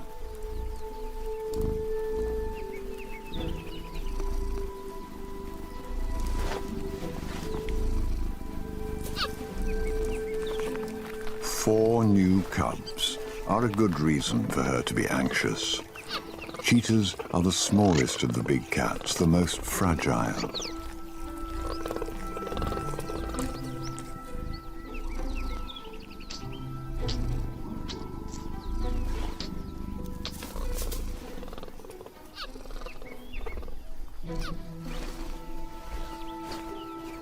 And her cubs trust her instincts implicitly, faithfully.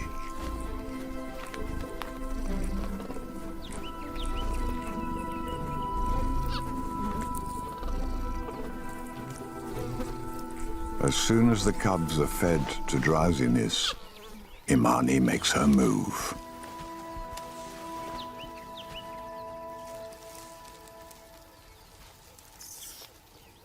The confused cubs, tucked away in thick grass, can only hear what she's up to.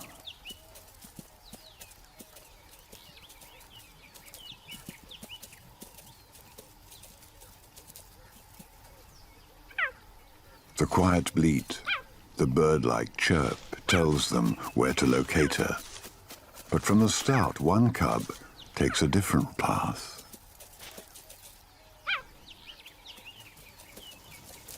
It's time to start introducing meat to their diet.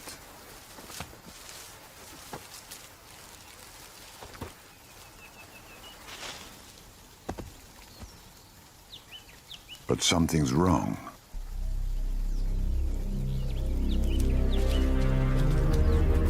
A stranger, an aggressive stranger, a large pregnant female expecting her own cubs very soon.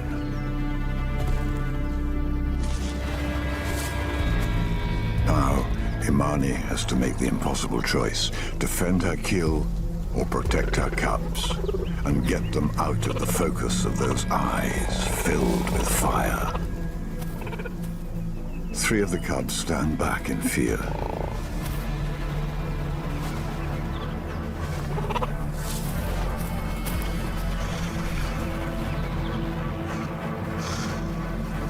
But then the male cub, not quite as ready to be cheated so easily, steps forward.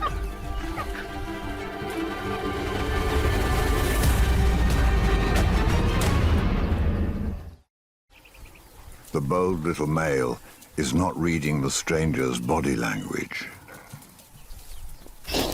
Now it's clear.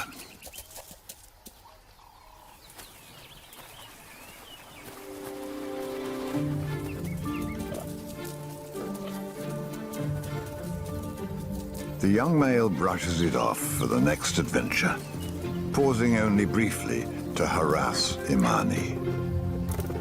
Next, he joins in at a slippery tuft to disrupt his siblings' games. To say he's a troublemaker may be too much. They all are. They're almost identical. a reminder that all cheetahs are genetically similar. This has nearly caused their extinction twice in the past.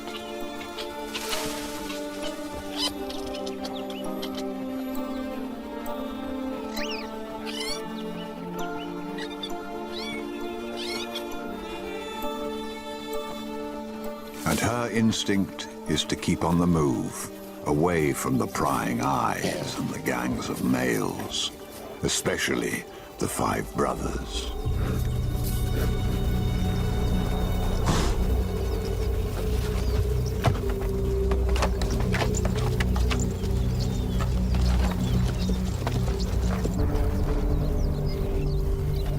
The way of the hunt is to appear from where they least anticipate, and to do it fast.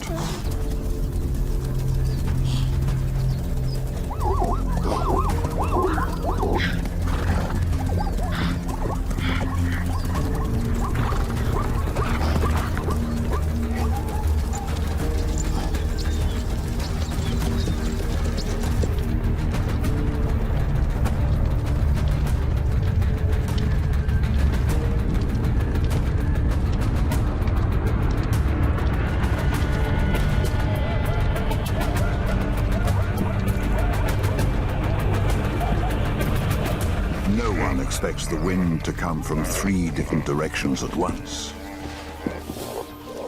let alone 5.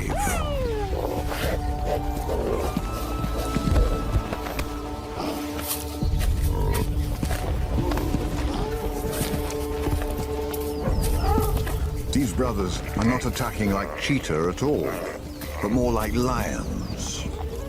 They're succeeding in cooperating to bring down an animal more than twice their size, and that is what lions do.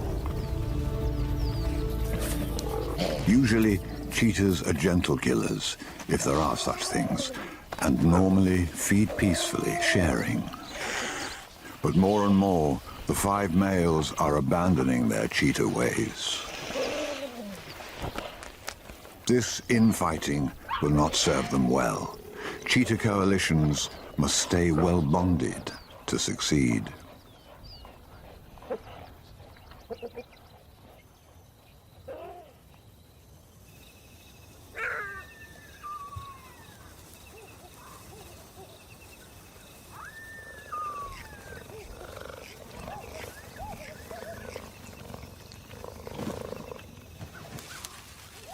Imani has to be careful now and keep her cubs well hidden from the ever more emboldened males as they patrol, even through the night. These thermal night vision images reveal just how at ease they are in the dark, while she is tense, moving and hiding constantly.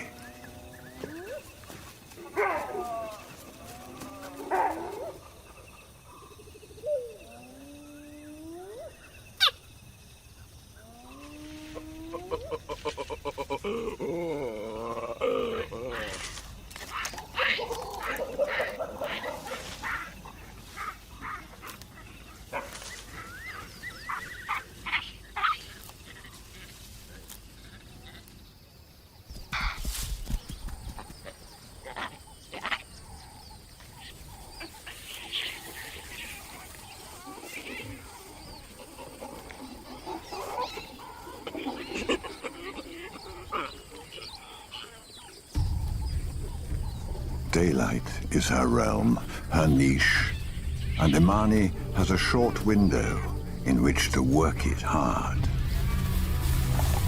Today, she has a Thompson's Gazelle fixed in her sights.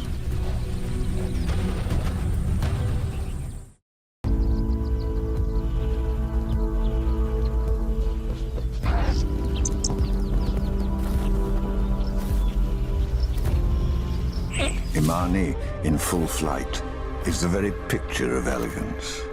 An animal doing exactly what it is born to do, floating, defying gravity as she cuts through the air. Half animal, half magical being.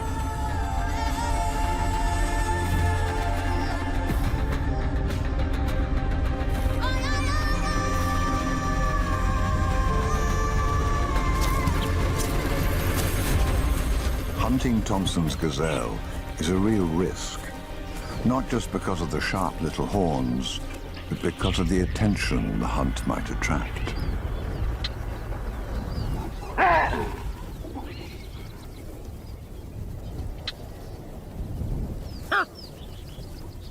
Especially from the large male olive baboons at the head of enormous troops.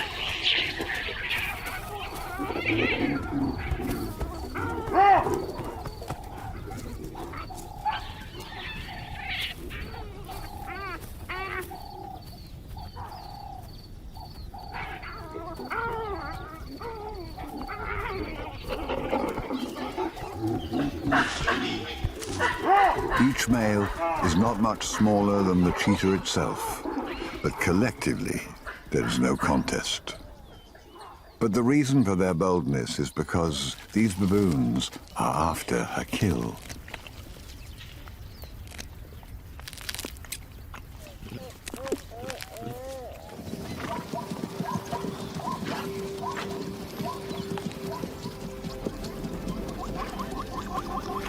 These East African plains dance a dance that unveils many colors and faces in the land of the cheetahs, an ever-changing world that keeps flooding new innocent prey her way.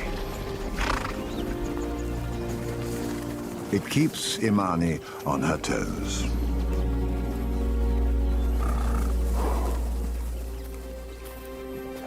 The scent of zebras arriving in the area is a dazzling intoxication. With her cubs tucked away, she takes the hunt to the arriving zebras.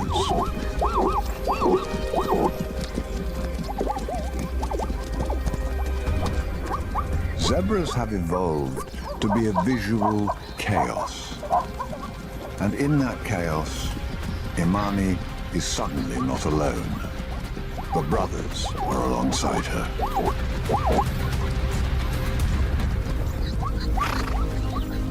It's time for her to quietly bow out, while the males are focused on the taste of blood.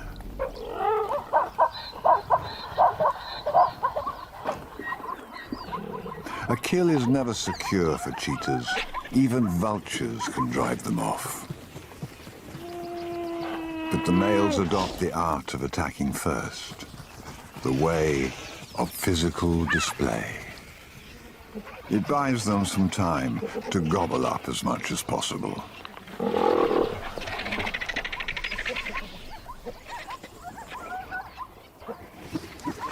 This tactic, a stand against many opponents, is an ancient one. When the sun fades, the vultures will have to stay in the treetops for safety.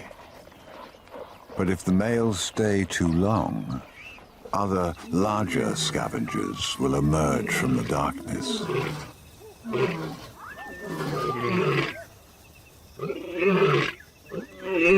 Cheetahs are the only big cats in Africa that can't roar. So for the 5 brothers to maintain their boundary markers, they need healthy bladders and some creativity to spray paint their ownership.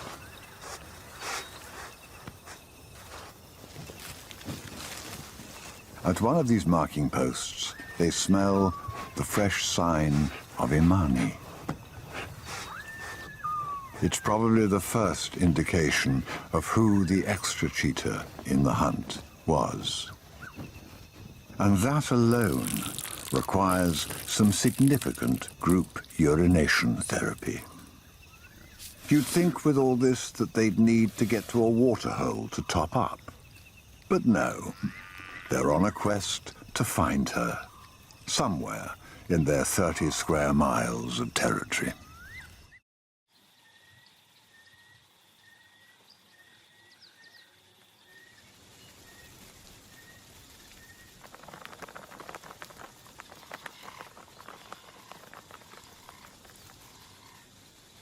The dawn sharpens the scent of a female, at last. They can smell a female's marking from weeks ago, but today, this is fresh. Their problem is that her scent trail has some obstacles.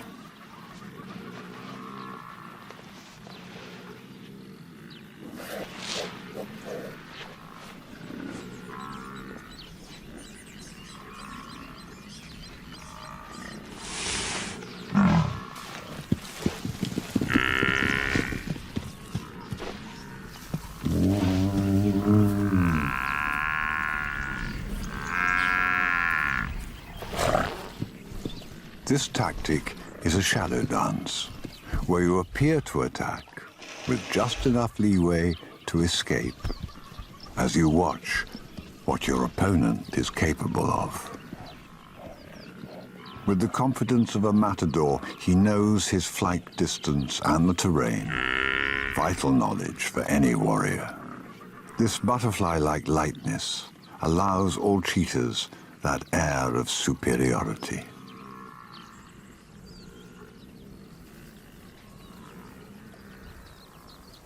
Hidden across the valley, Imani leaves the resting cubs because somehow she seems to know what'll happen next.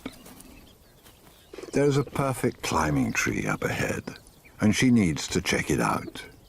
The shape and height make it irresistible to the cubs. And of course, she's right. It's an absolute scramble. But that cheetah elegance seems to be limited to the plains, not up a tree. Now, the young male starts to distinguish himself in other ways. It's not because of his balance, which he happens to be quite bad at. But somehow, he always seems to land on his feet, just.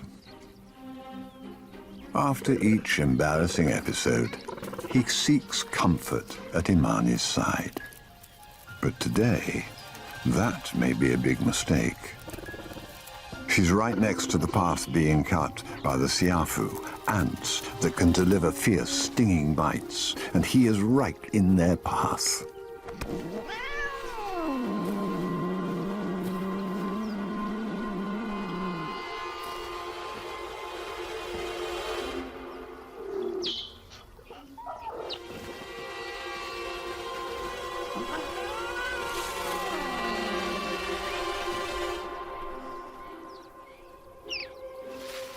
His paws are on fire.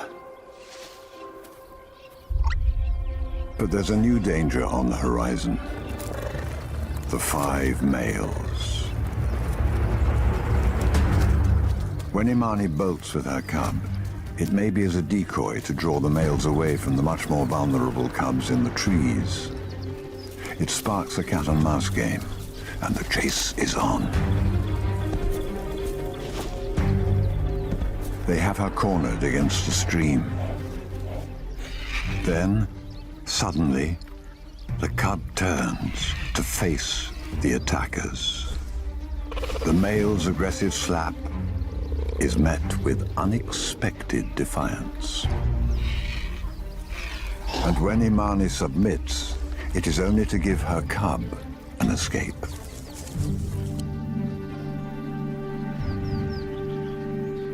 But at the spindly tree, he and the others are witness to a very different side to their mother's character. She's a ball of fury with fangs and razor-sharp claws.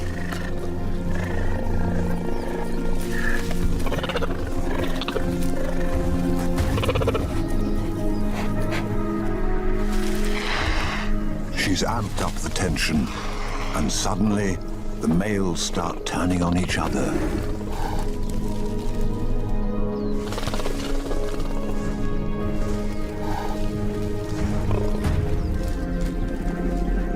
The coalition of 5 brothers collapses, each one now only for himself, and it all erupts into a brawl. Their courtship is in chaos, and that gives Imani the one desperate hope she needs.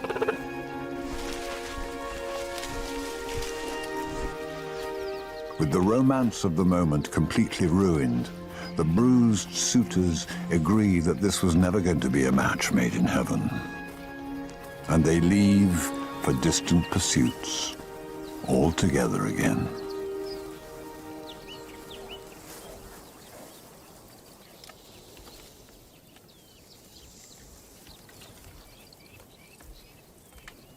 The young male is at it again. He's struggling with some rear-end issues that started off as a backwards descent.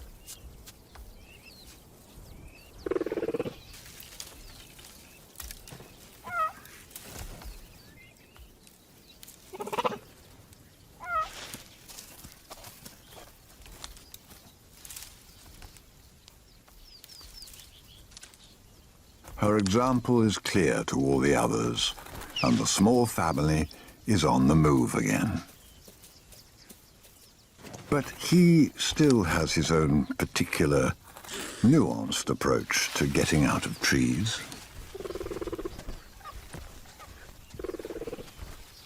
Imani must keep on the move, in the opposite direction to the males. Her only safe zone now will be in the hills.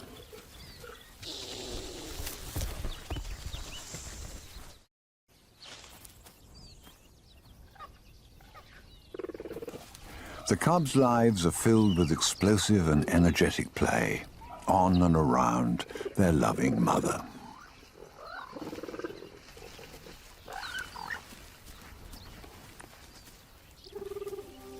After a day like he's had, the adventurous little male is more in need of rest than play.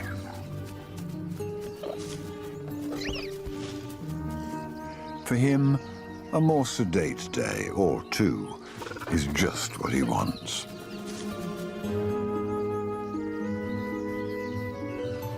But every time he drops off for just a moment, his ever-alert mother takes the chance to scan the horizon.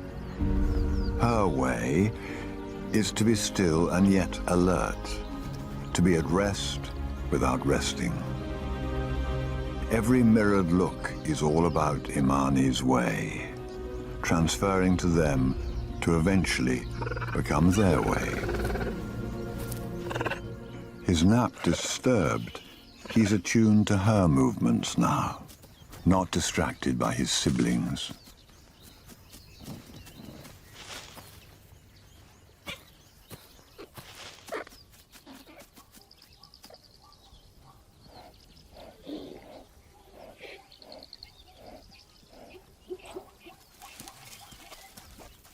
The hunt is on, and he is determined to keep up. She is successful, and now is their long-awaited first taste of meat. The cubs can smell blood, but when they hold back, it's because someone else can smell it too, and that threat confuses them, scares them.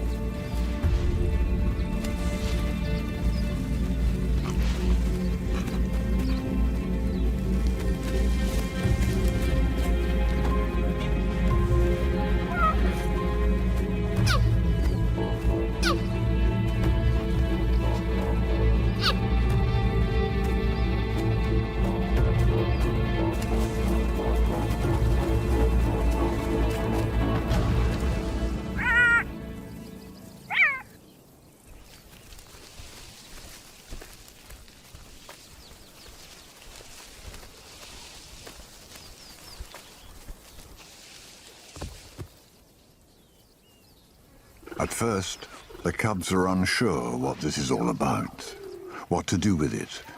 And then, instinct kicks in. As the first tint of red colors their lips, they transform into innocent killers.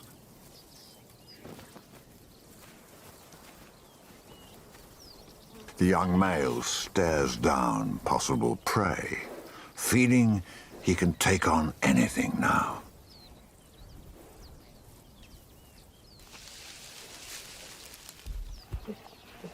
Learning how to eat meat is just part of today's study. It's Imani's response to the jackals that provides the real lesson.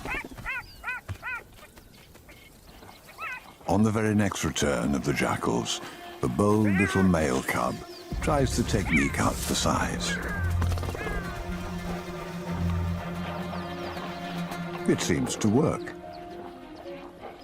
So effectively that he gives it another try, with even more enthusiasm. His ground-slapping technique is barely noticed by his family, but at this moment, he's starting to show the same defiance that might be expected of an adult cheetah. When Imani leads them away, he's reluctant. His blood is up. But ultimately, it's not the jackals who are the worst enemy of cheetahs. When he begrudgingly gives up his spoils, it's because the real threat is steadily advancing on them, as it does each day. A dark force, the twilight.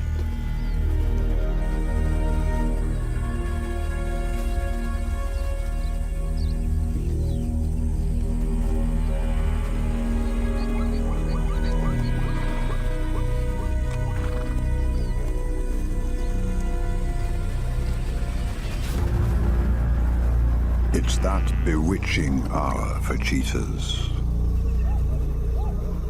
where lions and their prides emerge from the hills here and seek excitement, opportunity, and challenges.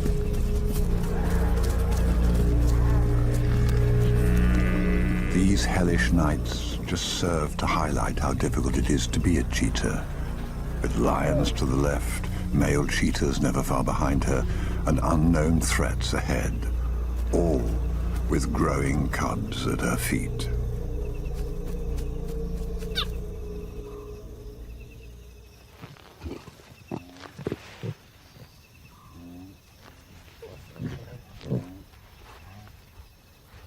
And yet, it is paradise. Imani senses something about to change. Something from beyond the horizon. The 5 males sense it too.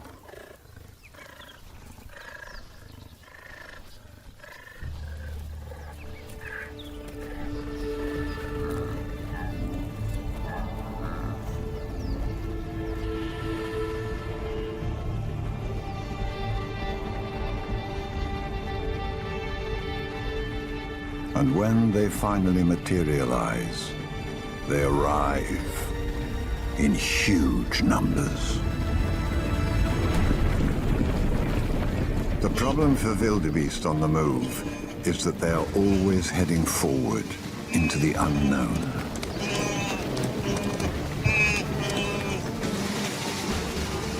But those who are first to the battlefield and await their opponents are at ease and have the advantage.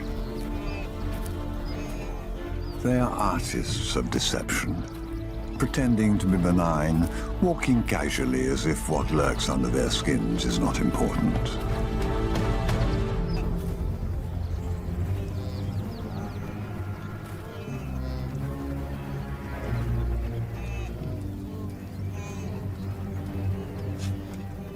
And that, more than anything, is the cheetah way.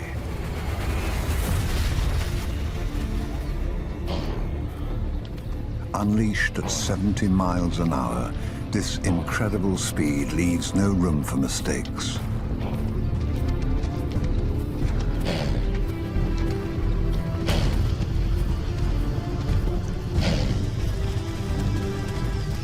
The quick turn, the size of the prey, makes it almost an impossibility. But for this moment in time, nothing else matters, for the predator or for the prey.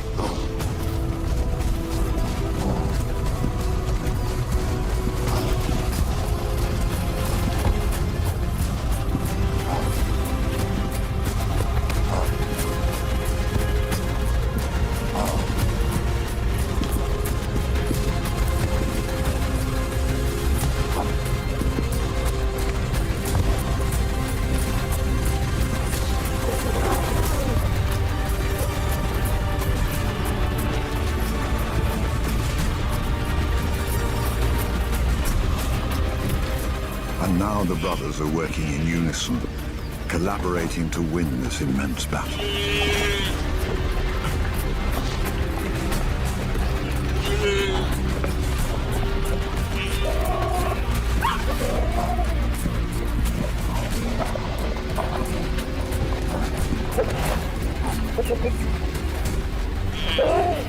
It's hard to know which god selected this wildebeest. Was it random, or is it his almost imperceptible limp from last year's water crossing? It is a moment in time, and yet it is timeless.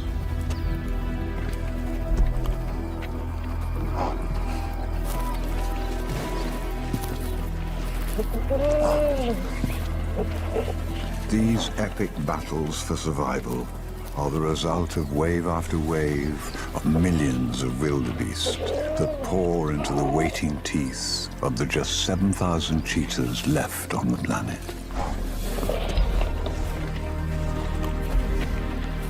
Victory is short-lived.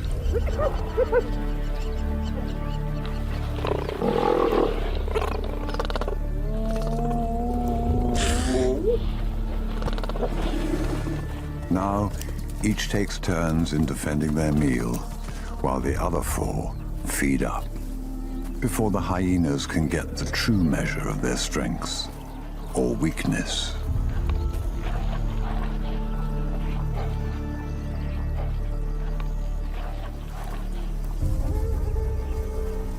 The one constant in their lives, however, is the darkness at the end of each day. The cheetah's way is usually to yield to that good night and walk towards tomorrow. The question is whether they can keep on outrunning these obstacles day after day.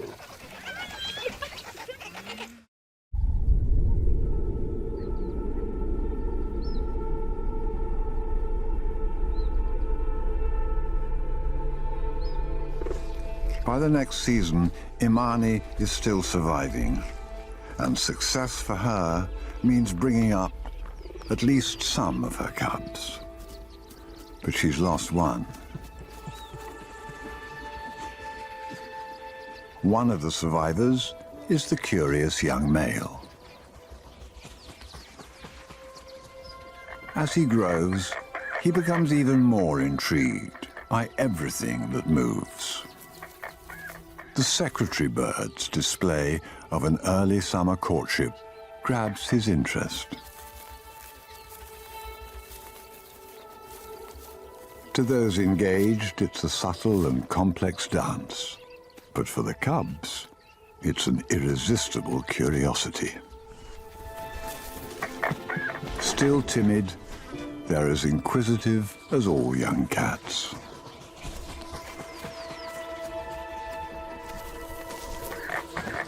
As we'd expect, he's the first to give it a go. And they're pleased that he's the one willing to make mistakes. It seems the birds and the cheetahs have traded places. He's the first to summit and to see Imani about to spring a hunt.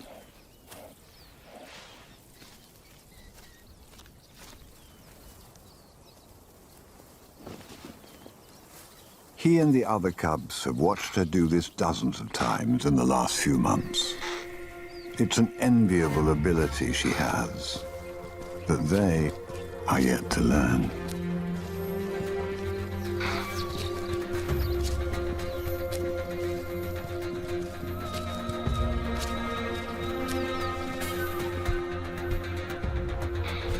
Imani is like liquid amber. Perfection they can learn from. But watching can only take them so far. Today, they're eager to take the next steps.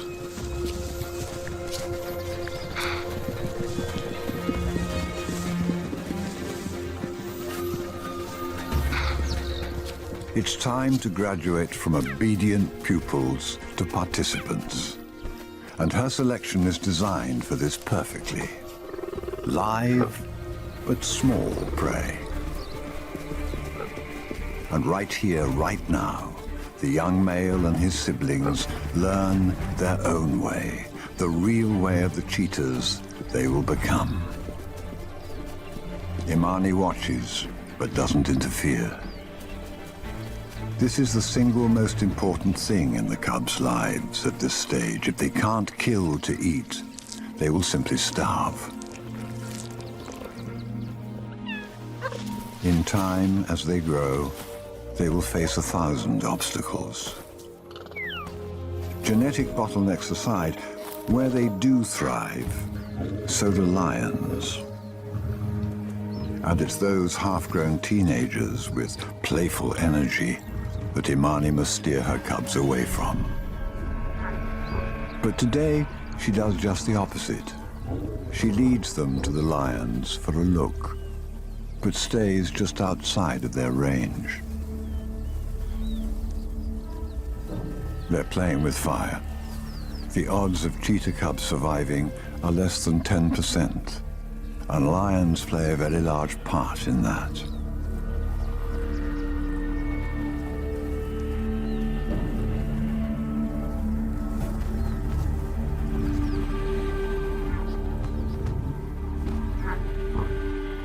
It's a vital lesson for Imani's adventurous male cub, because he won't always have her at his side. For him, the biggest threat in the future will not be lions, though. As the cubs grow and form new coalitions, they'll need prey to hunt on gracile legs. Tactics that make best use of claws, ready to jab into the ground or propel them at the fastest speeds of any animal on Earth. And to fly like the wind, with a delicacy unrivaled on these plains.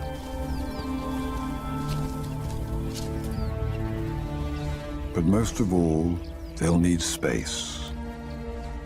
Space to live on their own terms without fear. To coexist with us.